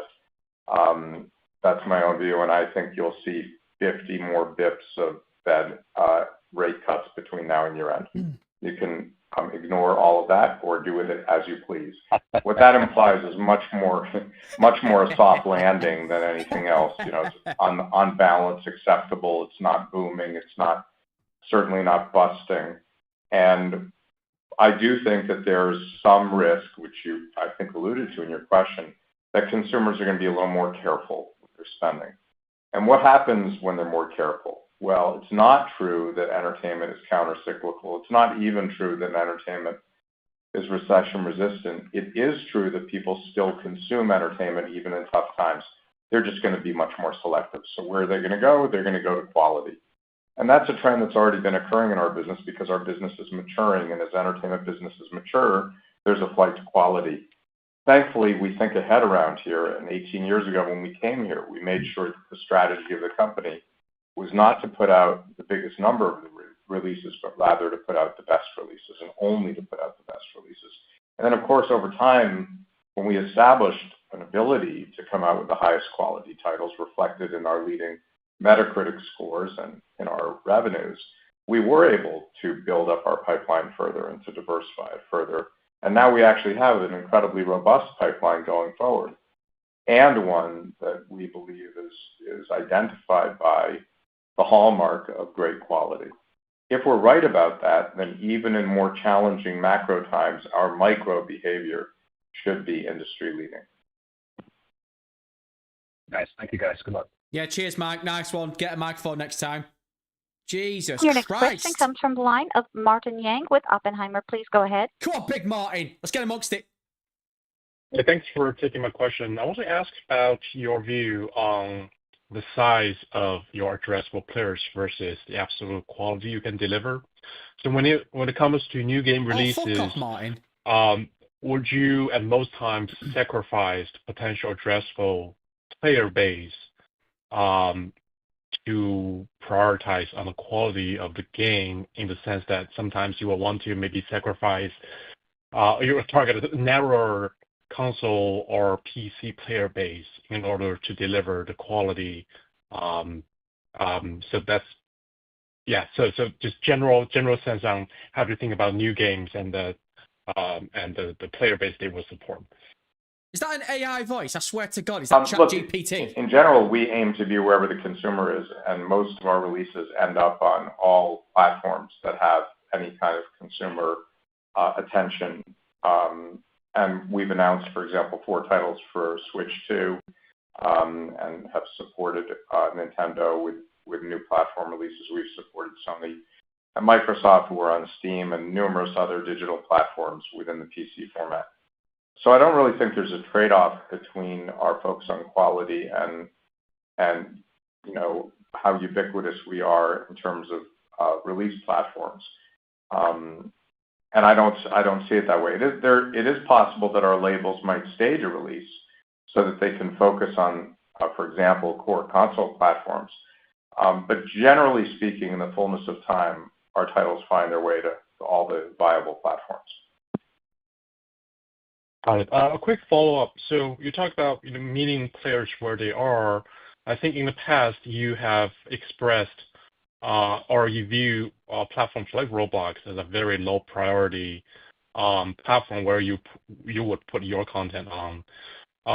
Is there any change to that view? Do you feel that there are players that you are currently not accessing by not putting content on Roblox, or do you think that you're pretty well covered in terms of all the players and where they are? Martin, you've had your time, mate. Nice one. Well, I mean, I didn't realize you were referring to Roblox as a platform, but for the sake of argument, let me accept it as one for the purpose of your on, question. Strauss. Oh, he's Roblox cooked him. is aimed at kids, largely, and not all of our games are rated E. So we're a highly compliant company. We market to appropriate audiences. We work with the ESRB here and with IARC outside of the U.S. and other local ratings agencies to make sure that our titles are properly labeled and properly marketed. So even if a platform like Roblox, as you put it, were viable for some of our releases, not all of them would be appropriate for Roblox. But Roblox is not a platform in the way, say, Steam is a platform. Roblox is a certain type of environment, and not all of our games would work on Roblox, whether that's work technically, work artistically, or work commercially. But in terms of platforms that don't have their own creative offering, so for example, Steam, Steam doesn't opine as to who it serves. It has all different kinds of releases. So we're going to be on Steam or other similar digital platforms most of the time, just as an example.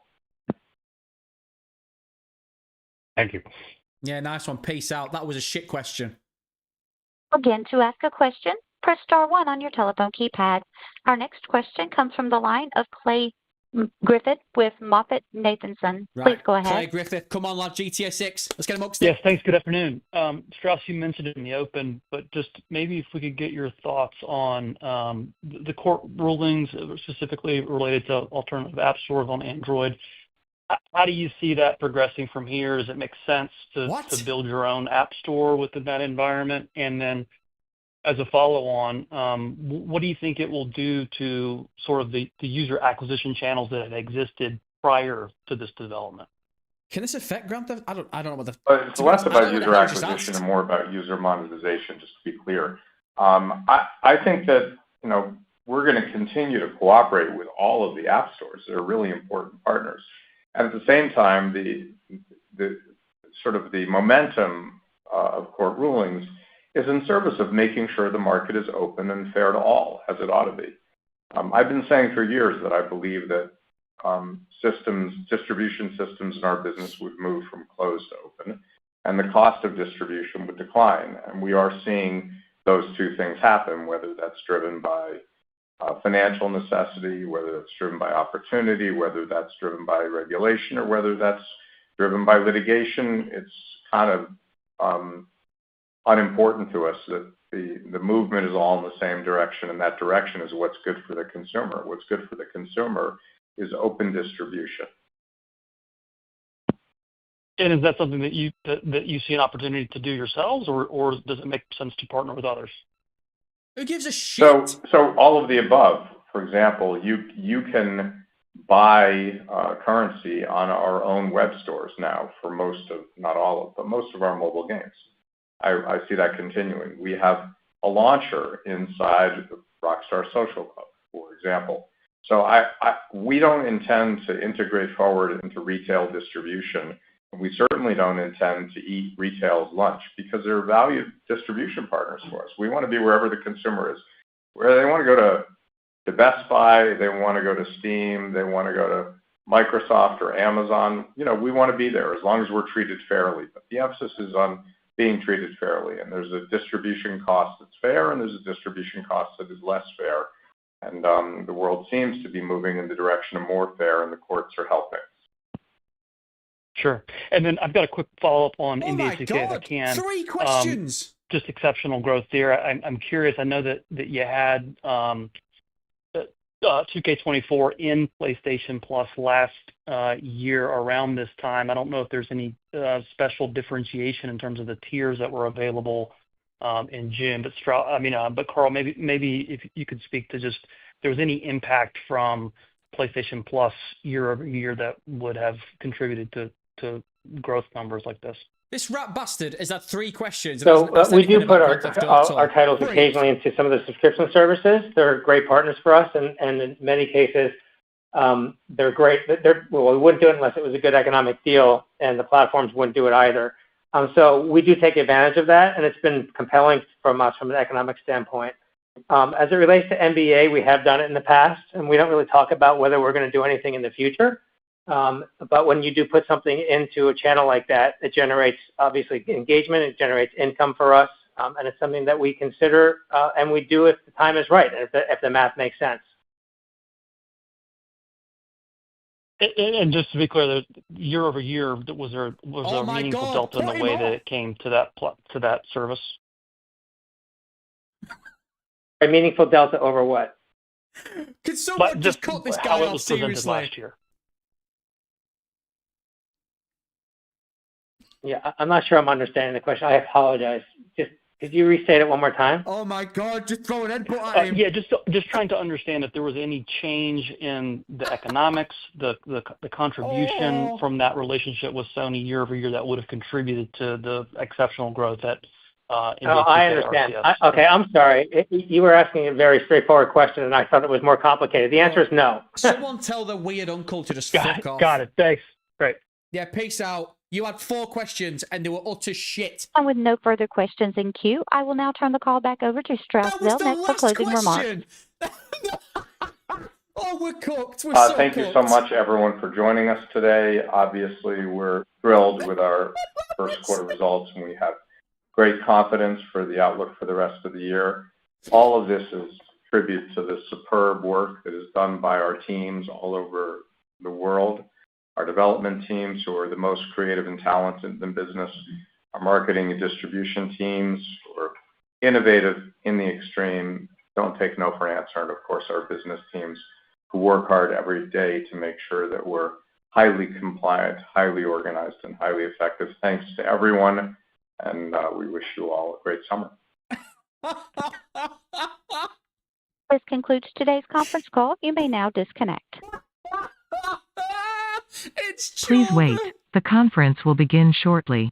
I listened to that bullshit music. It's so over. It's so... Oh, we are cooked. J-Dog, please save us and just get some Whitebot audio playing. Oh my God. Team. Right, well, oi. I hate to be that geezer that says it. I hate to say it. I hate to say I told you so. I said at the start, you can rewind us, brother. Oh shit, hold on a minute. I might have been coming through echo with there because I had 2 audio output captures going on. Yeah, look. I said it at the start of the stream. It was going to be a nothing burger. I said the bar was low. There was a possibility they were going to let slip about Red Dead Redemption 2 Next Gen Edition coming out this year, which I still think it's going to. The biggest thing that I am going to say in regards to that earnings call that we just got off, that I understand that we didn't get any news around GTA 6. One of the biggest things that I took from that was Laney was talking about, says Laney like he knows her. Laney was talking about numbers coming forward for the next 3 months. And she mentioned that there was going to be a drop-off. They were expecting a drop-off in the Grand Theft Auto series and 2 other series. I can't remember what other the series are. But she didn't mention the Red Dead Redemption series. But previously, before that, she'd mentioned the Red Dead Redemption series were going to see a boost in numbers. Now, without reading too much into it, we already know, to me, I said this at the start of the stream, it's not been confirmed, but we pretty much know, because of all these goddamn rumours that are going around, Red Dead Redemption 2 Next Gen Edition is coming this year, without a doubt. And I understand there's a lot of GTA 6 fans like, oh, bullshit, I don't care. I want GTA 6 news. Yep, we completely understand, friend, brother. We completely understand. But with what Laney just said then in regards to the rumours that we have been hearing about for the past several months, to me, this is all pretty much confirmed. We are going to get the Red Dead Redemption 2 Next Gen Edition in the next 2 to 3 months, without a doubt. Again, friend brothers, I'll come to the chat in just 2 seconds, but just to reiterate, this is my roadmap going forward.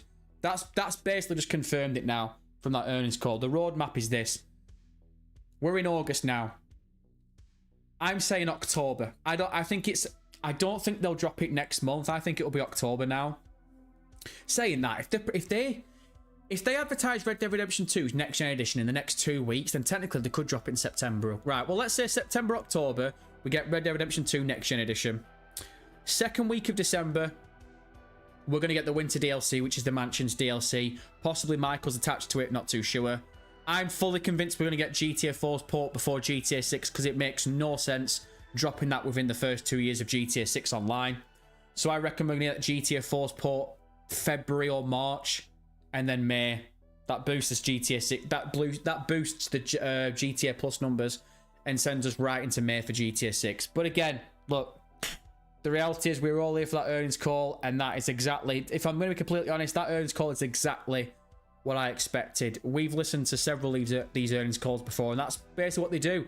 They talk absolute waffle bollocks around mobile games and the 2K and video games. Like you say, obviously Mafia just dropped today and tomorrow, and then they got Borderlands coming out next month. So it was going to be surprising if GTA 6 came up. But the one thing that I am surprised about is none of the people that phoned up asked about this age verification thing. Now, I saw a lot of the friend brothers in the chat saying the same thing, that there is a chance that maybe, in fact, I reckon a lot of us are probably hovering around this being a reality.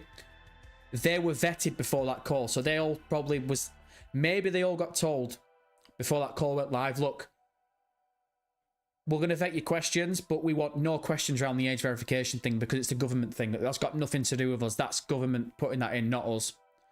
So there's a possibility they were vetted. There were a possibility they were told not to ask about the age verification thing. I'm surprised it didn't get brought up once, because I'm so surprised. That tells me that they were told not to bring it up. But again, I could be dead wrong. But anyway, team, tell you what I'm going to do. J-Dog, are you just going to bring that music down just 2 secs if we can do?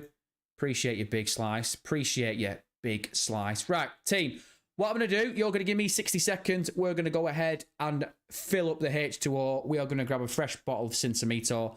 Give us 60 seconds and we'll get back to chat and we'll get right back to it.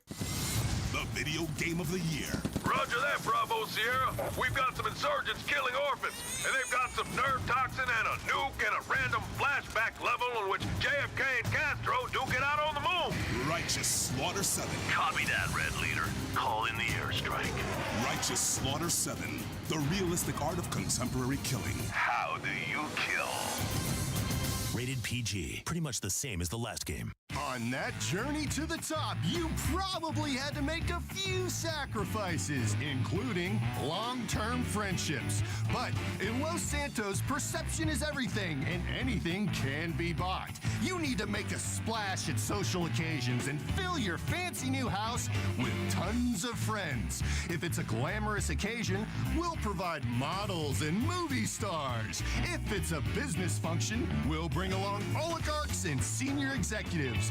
Perhaps you want something a little funkier. We've got Mirror Park hipsters for hire, so you can slip on your skinny jeans and show your alternative side. People of different ethnicities and sexual preferences will mingle and make you look good instead of the desperate, close-minded guy you are. Call Appropriate Associates today. Right, team. First of all, J-Dog, do you want to do your thing? Get that shit bumping. There we go. This is Miami 1983 by Karl Casey, Whitebat Audio. Getting amongst it for the Friend Brothers. Right, look, team. Obviously, for anyone that's just joined us, you've missed the earnings call, but there is a rewind button. But look, we've pretty much got a nothing burger. We've obviously been talking about the Red Dead Redemption 2 thing. But I've just gone onto Twitter and someone's just made a really good point, and I completely forgot about this. When Strauss was talking about the pricing of the video games, he said that there's going to be no change in regards to their mentality around pricing for video games going forward. We want to give people more than what they think their money's worth. In regards to Grand Theft Auto 6, if they're going to charge us $90 or $100 for this game, there's a chance that people are going to use that excuse to shit on the game. So is there every chance that Strauss, Take the Piss Interactive, are looking at GTA 6 and going, you know what? We're not going to follow suit. We're not going to charge people $90. We're not going to charge people $100. Because again, he also said in the earnings call, things like collector's edition and special editions, that's what those are priced for. That is where you bump the prices up. So again, is there a chance that GTA 6 isn't going to cost us $100? That they are going to price at $80 and just leave it that? And they're going to try and sponge us on microtransactions in GTA Online. That they are going to try and sponge us on the special editions, the collector's editions. Who knows? But look, For any of the friend brothers that are knocking boots that are listening to that, I understand that it was a nothing burger. We got absolutely horse shit right now. But what are you feeling? What are your theories? Give me a few decent conspiracy theories to go off. What I'm going to do, we've been streaming now for an hour and a half, so we're going to push this for another half an hour. We're going to get 2 hours in here. So let me come to chat and let's see what's going on. David Nangle's knocking boots. Always good to see you, David Nangle. I think they looked at predictions and saw a decrease in numbers because of this ID thing, and that's why they didn't mention GTA 6. I think a lot of people are hovering around this ID verification thing at the moment. I wouldn't right now. I really wouldn't. I know that it's the hot topic at the moment, and we've covered it, and we've talked about it a little bit, but seriously, I think as though, as a community and a fan base, we are making a bigger deal out of it now than it will be down the line. Well, I think I've kind of said that wrong. What I mean to say is, at the moment, we're making a bigger deal out of it now than it currently is. Because at the moment, we can still get on GT Online, and there's no age verification thing. Eventually, either to the back end of this year, or next year when GTA 6 comes out, online verification is going to get worse. They are going to go full tilt with it. But as of right now, I don't think it's something that we really need to be... I don't think we need to hover our theories and conspiracy theories around that, because at the moment, I don't think Take the Piss Interactive and Rockstar Games are focusing on the age verification thing full tilt. I think the focus at the moment at Rockstar is the Red Dead Next Gen Edition, the Winter DLC, the GTA 4 port, and GTA 6. Again, obviously, the age verification thing is going to be a topic, and they are going to have to plan for it without a doubt. But at the moment, I feel as though us as a community and as obviously as passionate fans of the franchise, I think we're making a bigger deal out of it at the moment than what it is in regards to the billionaires and the millionaires. But again, that's just my 2 shakes on it. Baz Hay, go on, Barrett. The only safety act could add extra development time to GTA 6. Hold on a minute, Baz. Let me read this again. The Online Safety Act could add extra development time to GTA 6. See, again, you've literally just confirmed what I said just then about the Online Safety Act thing, this Age ID thing. We're making a massive deal out of it right now because it's new and it's fresh to us and it's a big thing to us.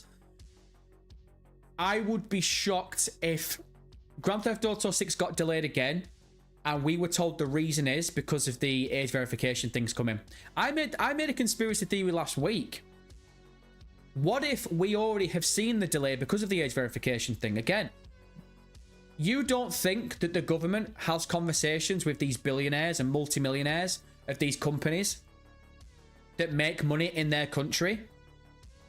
GTA 6 next year, in regards to entertainment-wise, media, movies, gaming, TV, in general, that's going to make the most amount of money out of anything. Out of any film, of any TV series next year, Grand Theft Auto 6 is going to make the most amount of money. Rockstar Games literally comes from the UK. So you're not telling me that the government won't give these companies heads up. So again, who knows?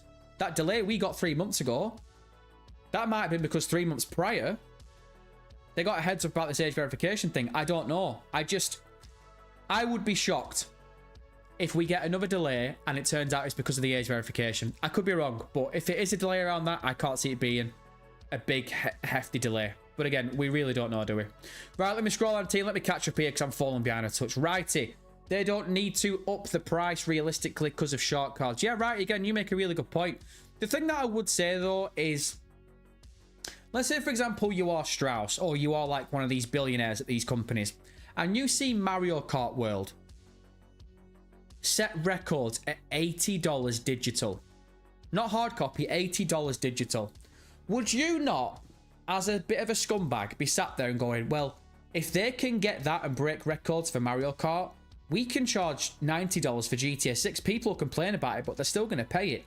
Seriously, no joke. You tell me right now, you give me the evidence as one person you genuinely believe that is walking God's green right now, that if I say to you, Grand Theft Auto 6 is going to be $80, and as a fan of the franchise, they go, okay, I'm going to pay that. And then you say, actually, it's going to be $90. And they turn around and say, nah, I'm not going to pay that. I'll wait until it goes cheaper. I don't think there's anyone walking God's green right now that will be bothered if this game went to $90. So again, If I was a scumbag, if I was Strauss, if I was a billionaire at Take the Piss Interactive at Rockstar Games, and I can greenlight a price for GTA, I'm looking at that and going, well, you know what? Nintendo's breaking records right now. They're cashing necks and breaking checks with Mario Kart. Mario Kart World, a goddamn Mario Kart game for $80 digital. Grand Theft Auto, I'm doing GTA 6 $90 tomorrow. I'm just trying to put myself into the mentality of a billionaire. I see it as though that's how these people think. But again, I could be wrong. I could be wrong. Liam the Goat. Don't think I've ever said that name before in a live stream, so it's good to see your friend, brother Ken. Tell him what time it is. It's showtime! Hype is dying down, honestly. Well, Liam, you are right. The reality is, you know, it was 3 months ago now that we got trailer 2. Everyone understands now that we're not getting GTA 6 till next year. We've still got things to come. Again, we got this Red Dead thing that possibly could be coming out this year. In fact, I'm 99% sure it's coming this year. We got the DLC winter update coming to Grand Theft Auto 5 Online. Another DLC, another update to Grand Theft Auto 5 Online. Then we could be getting the GTA 4 port in February and March. So again, when you're saying the hype's dying down, can we really be surprised? I'm gonna up that, Liam. I'm gonna go one above that. I'm genuinely not, well, I'm gonna say I was worried and concerned. I mean, at the end of the day, it really gives a shit. But I am a little bit concerned that maybe we don't see another trailer this year. Unless it's attached to pre-orders. I always forget about, damn it, I always forget about pre-orders. Scratch that. Scratch that. I always forget about pre-orders. Trailer 3 has to be attached to pre-orders. They are not going to give us pre-orders and just give us some screenshots with it. It's going to be a trailer. It will be a shorter trailer than trailer 2 without a doubt. But yeah, I think we're going to get a shorter trailer than trailer 2 and it's going to be attached to pre-orders. It might only be like just over a minute long. It might be a character trailer. You don't know. But yeah, I'm fully convinced that we're going to have a trailer with pre-orders. And I keep forgetting about it. So pre-orders what? We hit that Christmas market. We go pre-orders just before that winter DLC. Or after the... In fact, we go pre-orders for that just around that DLC, either before or after. That lines up perfectly. That makes complete sense. Jonathan Bonzombie, MCT. Hey, man, how are you? Jonathan, I'm better now that I've seen your name, brother. Better now that I've seen your name. Right, let's give a couple of shout-outs, see if we can do. We got Vice City Baby, Victor Vallejo, Cornhead Billy, Cornhead William, as always. Greg Shoemaker's knocking boots. Always good to see you, Greg. RP Ghost, Street Ninja. I'm off, wasted 40 minutes watching the Take 2 earnings call. Got absolutely nothing on GTA 6. Street Ninja, you big old pussy. We appreciate you, big cheese. Catch you next time. Waste man. Victor Vallejo, I'm falling behind 2MCT. Okay, Vice City Baby. You guys talk to yourself, which is fine. Jay Sanders, I think the law implementation for verification is a bullet point for the delay, not the sole cause. Jay, I think I pretty much... I think you pretty much hit that on the head there. You pretty much nailed that. If this game does get delayed again, it's not going to be the sole reason of the age verification, but age verification could be one of a factor. You know what I mean? John Walkman, don't think I've ever said that name before in a live stream, so Ken, remind Jonathan what time it is. It's showtime! Appreciate you, big cheese. Can't wait for the Grand Theft Auto 4 port. Me and you both, Jonathan. Me and you both. Trailer 3 and gameplay, including pre-orders near December 2025. And game... What? Oh, shit. You reckon we're going to get... You reckon we're going to see gameplay this year? Wow. Interesting. Jonathan, I'm not as high of a bar set as you, but that's an interesting shout.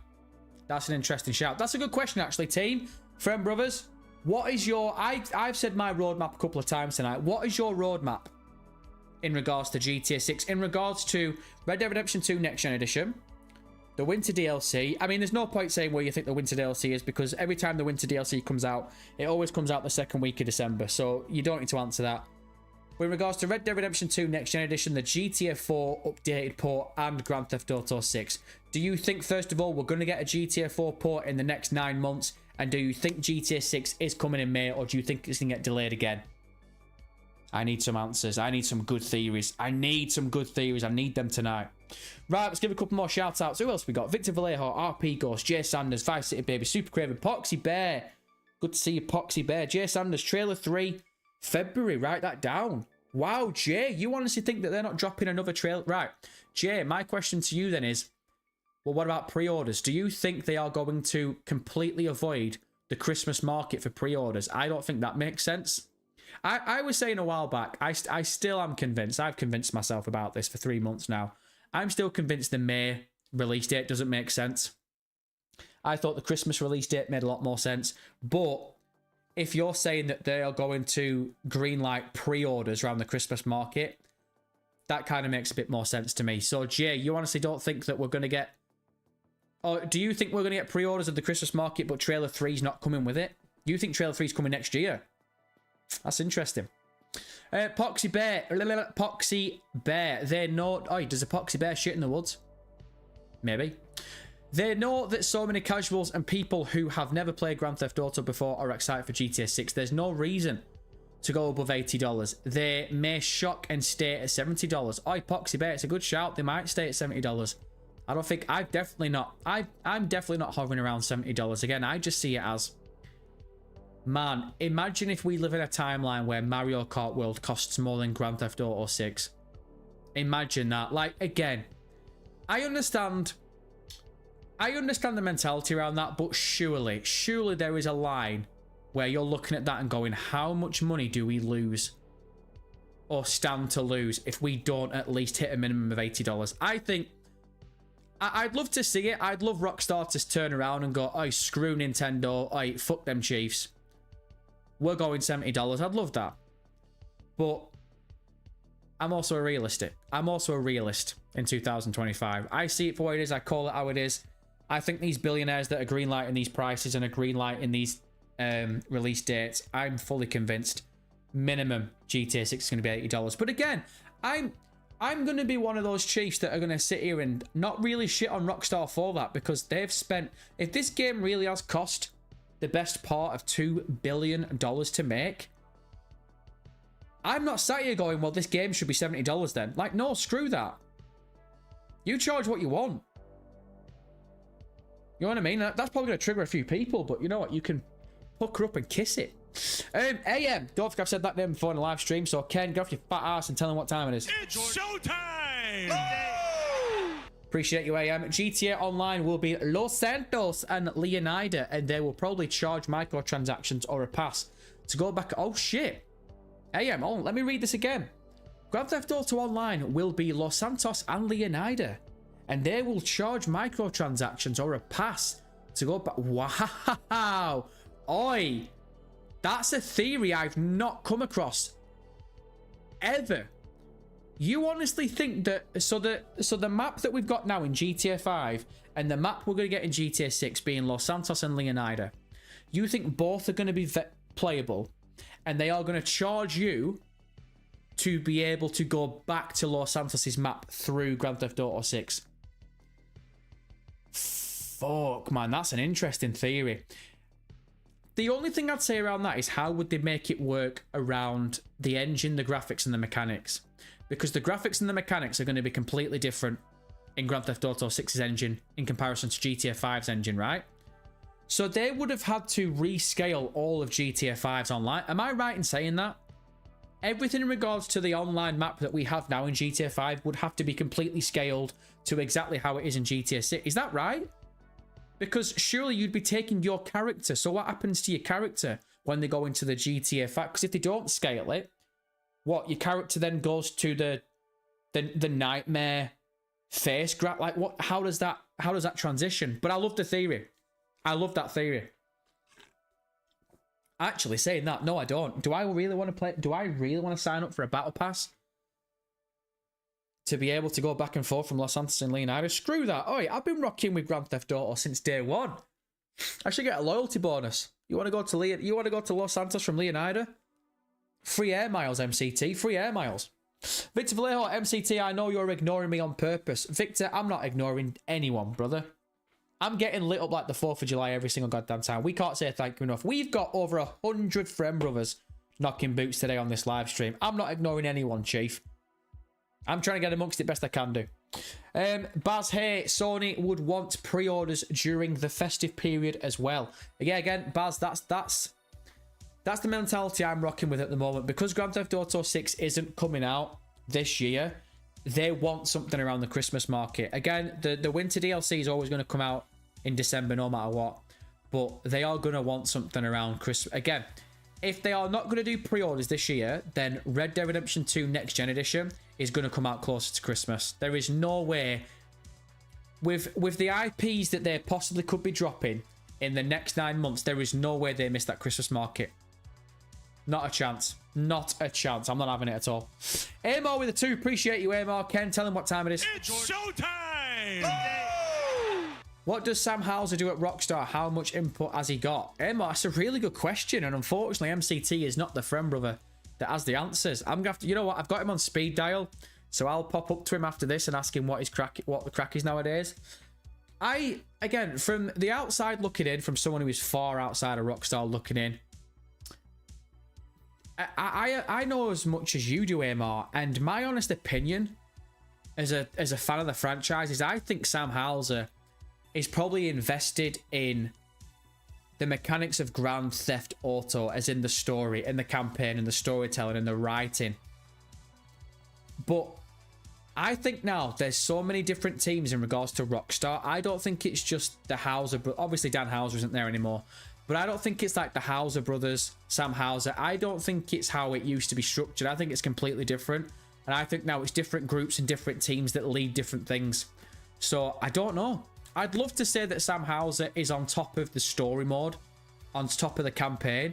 But was he even on top of it when Dan was there? Because Dan was the main head writer, wasn't he? Dan Houser was the main writer for the stories and the campaigns. So unless Sam's taken that over, I really don't know. It's a difficult... If I'm being honest, Amor, it's a good question, but it's a difficult question to answer. It's a good question, but it's a difficult question. Jonathan Bonzombie, I don't agree with them charging anything they want. I think 80 is a good round number. Considering the amount of taxes we pay here in Canada, 80 will be about 100 with tax. Again, Jonathan, different folks and different strokes. People have different opinions. That's, you know, it is what it is. You know, everyone's got an opinion. Everyone's got an opinion, just like everyone's got an arsehole. I suppose... Obviously, there's a limit. There is a line in the sand that, you know, it does become a bit of a joke. But again, this is a video game that I know how anticipated I am for it. I know how much they've spent on it. I know how long they've spent on it. And I know the track record of this company. Unfortunately, they've got me by the balls. If tomorrow it's announced that this game's going to be a $100 base game and I'm going to have to shell out $300, $400, $500 for the collector's edition that I want, I'm going to moan, I'm going to grumble like a lot of us are, and then I'm going to pay it like a mug because they know that they've got me. But I do agree with you that, you know, charging anything is a bit absurd, but it's... Again, I just can't get over the Mario Kart thing. Mario Kart World. $80. So what, in comparison to that, Jonathan, you guys in Canada, so what, Mario Kart World cost around $100 with tax? See, again, that's my argument. If the industry is charging that and Mario Kart was setting records and people were buying Mario Kart like it was going out of fashion, they're all just going to do that with GTA 6. And again, if I was running Grand Theft Auto, if I was running Rockstar Games, if I was running Take the Piss Interactive, that would now be my benchmark. I would look at that and go, right, it's $80 for a Mario Kart game. So at the bare minimum, it's $80 for a Grand Theft Auto game. We've spent more time, we've spent more money on our game than they have. So fuck them, we'll go with $90. But I'm not saying they should do. I'm just saying if I was ahead, that would make sense to me. But again, I don't work at these companies. I'm not a billionaire bitch made pussy up. Jay Sanders, they could drop pre-orders anytime, really. It's a good shout. Don't need to pair it with anything. It would be nice, but I'm guessing not. CJ, again, it's a good point. You make a lot of good points on here. I'm 104.5 for the friend brothers and the mother lovers. But I know that I sound like a broken record, and I've said this so many times tonight on this live stream, but the Red Dead Next Gen Edition, the GTA 4 port, and we know obviously that Grand Theft Auto 6 is coming out in May. You're not telling me that if you are dropping Red Dead or GTA 4 in the next 9 months, you don't want one of them to drop at the Christmas market without something else being there. And I'm fully convinced that it's pre-orders. If pre-orders don't come out this year, it has to be one of those games, right? It has to be. I'm fully convinced right now. I'm fully convinced. Paul Woodman. Paul. Good to see you, friend, brother. Ken, tell him what time it is. It's showtime! Thursday stream, MCT was downstairs playing the drums, and now I come up to this. It's showtime. Oi, Paul, we appreciate you, Big Cheese. Oi, you're taking time away from playing the drums to get amongst 104.5? Now then. Yes, that does deserve a one round. Paul, to be honest, brother, you know that 104.5 doesn't normally go live on Thursdays. We're normally here every Monday, Wednesday, and Friday on the dot. But it was the earnings call. And unfortunately, we streamed it, we covered it, and it was a big old nothing burger. It was a big old bag of shit. It was absolutely nothing. Again, we got a tiny little, I think it was a bit of a nip slip, where, I can't remember the woman's name, where she said that they're expecting numbers to rise in regards to the Red Dead franchise and the GTA franchise. And then she said in the I think it was the second quarter, which covers the next 3 or 4 months. I think it's the next 3 months. They're expecting a drop in GTA Online numbers, but she didn't reference Red Dead. Why would there be a drop in GTA but not Red Dead? I'm fully goddamn, I'm 99% convinced in the next 3 months we're getting a Red Dead Redemption 2 Next Gen Edition. That was pretty much it for me. And again, the other thing coming out of the earnings call, hardly anything, was that Strauss just confirmed pricing. Their mentality around pricing is they want to give the consumer a game that they think isn't just worth the money, but they're getting their money's worth and then some. So again, that's got us thinking possibly maybe the GTA 6 isn't going to be $100. It isn't going to be $90. Maybe it is going to be 70 or 80. I'm still convinced the minimum is it's going to be $80, and I don't hold a grudge at that at all. The amount of money that's gone into this, I really don't. But again, of course I'd love it to be $70. Of course I would. I'm a fan like you are. Jake Ebby, again, another name that I never said before on this live stream. Jake, it's good to see you. Ken, go again. It's showtime!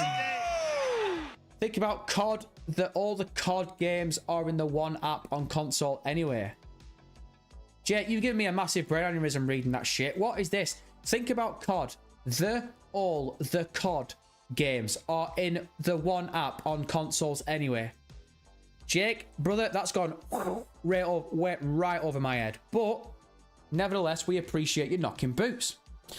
Victor Vallejo, oh, you're here too. I saw you on another stream. Laughed my ass off GTA 6. I don't know who he's talking to. I don't think he's talking to MCT. Team, right. We are just creeping up to the 2-hour mark. So, I'm going to give you a 5-minute warning. Get your questions in. Get your comments in. We've got 5 minutes. I'll try and read as much as we can do. And then we'll call it time at the bar. Right, let's have a gander here. Greg Shoemaker, I wish a GTA 4 port would come out before the end of this year so I can play that again while we wait for GTA 6 to release. Again, Greg, it's not set in stone that we are not going to get GTA 4's port. There's every chance that I've got it backwards and GTA 4's port comes out in the next 3 months and Red Dead Redemption 2 Next Gen Edition comes out next year. But my honest mentality is once GTA 6 comes out, that's it for 2 years. GTA 4's port doesn't come out, Red Dead 2's port doesn't come out, so they're going to come out before GTA 6, if they are coming. And I just think it makes all the sense in the world to drop Red Dead this year. Then you do the winter DLC, you do the pre-orders for Christmas, and then GTA 4 port, you drop that February or March. And again, I've said it, is there a chance that maybe you put up an exclusivity deal where you go, you can pay $40 or $50 for GTA 4's PlayStation 4 port, whatever it's going to be. Or you sign up for GTA Plus and you get it for free. And that boosts the GTA Plus numbers 2 months before Grand Theft Auto 6. So then it comes to a point, again, the mentality around it would be, if you've signed up for GTA Plus for Grand Theft Auto 4 2 months before GTA 6, when GTA 6 comes out, if they're offering you stuff through GTA Plus, you've already signed up to it. It's not a case of, oh, I'm going to have to go through the issue of signing up to it. No, you've already signed up to it. They already got you to sign up to it 2 months before it. So that's my mentality around GTA 4. But again, Greg, I could be dead wrong. We might get GTA 4 this year. I don't know. But that's just I reckon that's the roadmap. But you just don't know, do you? Dylan Barrett, even if Red Dead Next Gen is the most lazy thing ever at full price, I'm such a dumbass that I would still snatch it up. Dylan, me and you are on the same wavelength. I've said this, unfortunately. I feel like a complete mug because I know that I'm paying full whack for Ghost of Yorte coming out this year. In fact, when does it come out? October? I know I'm already getting that. If Red Dead Redemption 2 Next Gen Edition literally drops in September or October, brother, there ain't going to be food on the table. I'm going to be struggling. But yeah, unfortunately, if they want to charge us a big whack for Red Dead Redemption 2 Next Gen Edition, I hope they don't. But if they do, unfortunately, they've got, again, that's another chance. They've got me by the balls again. It's another thing I'm going to pay for. They've just got, they know the scumbags. They know they've got us. They know they've got us. Again, Cavish Lookman says it perfectly. Rockstar have got us all by the balls no matter what. We're going to buy GTA 6. Cavish, I completely agree with you. Completely agree with you. RP Ghost, I paid $80 for it. Paid $80 for what? You talking about Mario Kart? Jake, I'm not old enough to play Grand Theft Auto 6. Should I get a PC to use a VPN or risk it doesn't come to my country and stick with my PlayStation 5 Pro? Jake, Jake, by the time Grand Theft Auto 6 comes out on PC, you will be old enough to play that game. Trust me when I tell you that. Jonathan, MCT, I just looked on the Walmart site here in Canada. Mario Kart World is 109. Shit, man. 109 bags. That's a joke. That's a joke. Super Craven, hey MCT, I'm going to have to download the GTA map and go get a print out as my copy will be digital. What copy of the game you getting? A disc or digi? Super Craven, I'm going to get both. I'm going to get digital so I can literally play it as early as possible. Obviously, we don't know when the thing's going to go live, but I'm going to be gutted if GTA 6 goes live. Let's say, for example, it goes live at midnight for me, where I am playing the game. If I get a hard copy and the hard copy isn't scheduled to arrive for at least 3 days after, because again, there's every chance that they are going to do hard copies, but they're not going to be released for a while just to counteract people actually being able to access the game early. The only other option is they can lock the disc to the point of where you use the disc as an installer, but then you've got to wait for it to go live. So I suppose they could kind of do that, but I just want to be able to play the game straight off the rip. Straight off the rip. So I'd like a digital copy, but at the same time, I know that they don't call it a collector's edition, but their Rockstar's version of the collector's edition, that's what I want. I want a hard copy. I physically want a hard copy of Grand Theft Auto 6 to put in my collection. So yeah, I know I sound like a mug, but I'm gonna get both. That's the reality. I'm just gonna get both. Jordan Juniel with the I've definitely butchered that last name. Jordan Juniel with the 10. Holy shit. Ken, tell him what time it is. It's showtime! And also, I've definitely never said that name before in a live stream. So the first time I'm seeing Jordan's name, he drops a 10 out of nowhere. Ken, tell him again. It's showtime! Jordan, we appreciate you, good brother. Right, Jordan with the 10. Is it true Variety just released an interview with Take the Piss Interactive with an official GTA 6 launch on May 26? You're the only one live I can ask. What? Is it true Variety just released an interview with Take-Two CEO with an official GTA 6 launch on May 26th? You're the only one live I can ask. Jordan, to go through the absolute crystal maze of the question that you've just asked, we already know that it's getting launched on May 26th. Right? Am I missing something? So we already know that it's coming May 26th.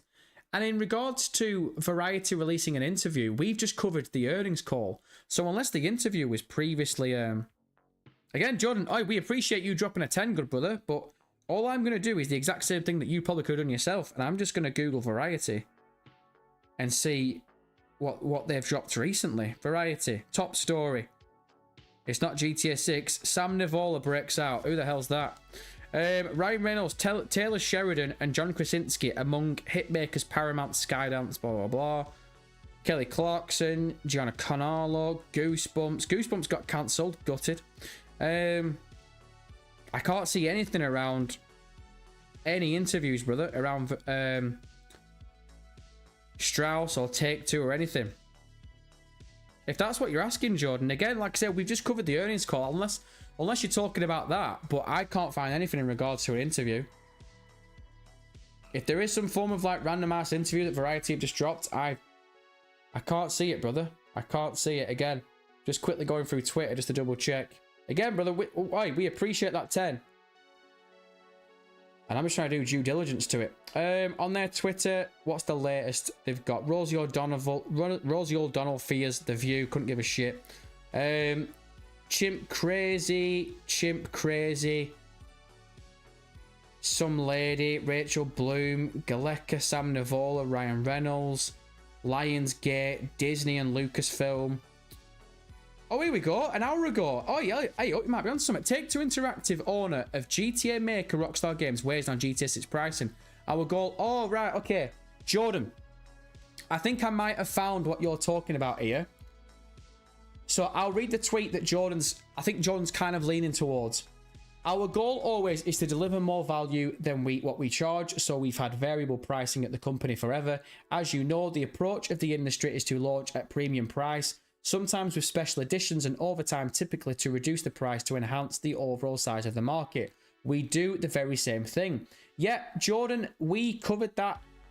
The earnings call, Strauss did say that on the earnings call that we just covered. Obviously, you can go ahead and you can rewind this shit, and you can literally hear him say it. He said it about, what, team, the best part of an hour ago on 104.5. Yeah, we basically talked about that and said... I felt as though that was him kind of saying, yeah, look, the reality is Mario Kart World and Nintendo, they put their price up. Mario Kart World is $80, but our strategy at Take the Piss Interactive has always been that we want to give people a better experience than what they think they're paying for. And he was being asked that in regards to the Borderlands thing, because again, you got to remember, people were expecting Borderlands to be $80. Again, didn't I drop a video or I mentioned it on a live stream? I basically buried what's his name? That waste man from Borderlands. I can't remember his name. Randall Pitchfork or something. And he was kind of skirting around the question of how much Borderlands 4 was going to cost. And everyone thought it was going to be $80, and it turns out it's actually going to be $70. So someone asked Strauss on the earnings call, what was the mentality around not going to $80 like Nintendo have done? And that's basically the answer that Strauss gave. So, Jordan, again, we appreciate the 10, brother. And like I say, if you want to just click rewind 104.5 like an hour ago, and you'll probably hear Strauss saying it anyway. Right, team, like I said, we were going to push this 2 hours, and we're just 5 minutes over. So I'm going to read a handful of comments. So no one send any more donations. Don't send any more super chats. Don't send any more questions. I don't want to waste you. Don't want you to waste your money. Don't want you to waste your time. So let me finish off with a couple of friend brothers right now. Big Christopher. Always good to see you, Big Chris. Okay, MCT, thank you for the service you did for the community today. Catch it. Big Chris, I didn't do any service today. That earnings call was an absolute wet fart. As always, these earnings calls, we just hype them up, man. They're absolute crap. Absolute garbage. But again, at one point, we had over 350 friend brothers knocking about, listening to Strauss's golden voice, talking absolute blue waffle. But we appreciate every single person that's rocked with us tonight. We really do. Theory of reality, I don't think full price for a Red Dead Redemption 2 remaster is worth it. It should be expanded and enhanced rather than just an update. The theory of reality, I do agree with you.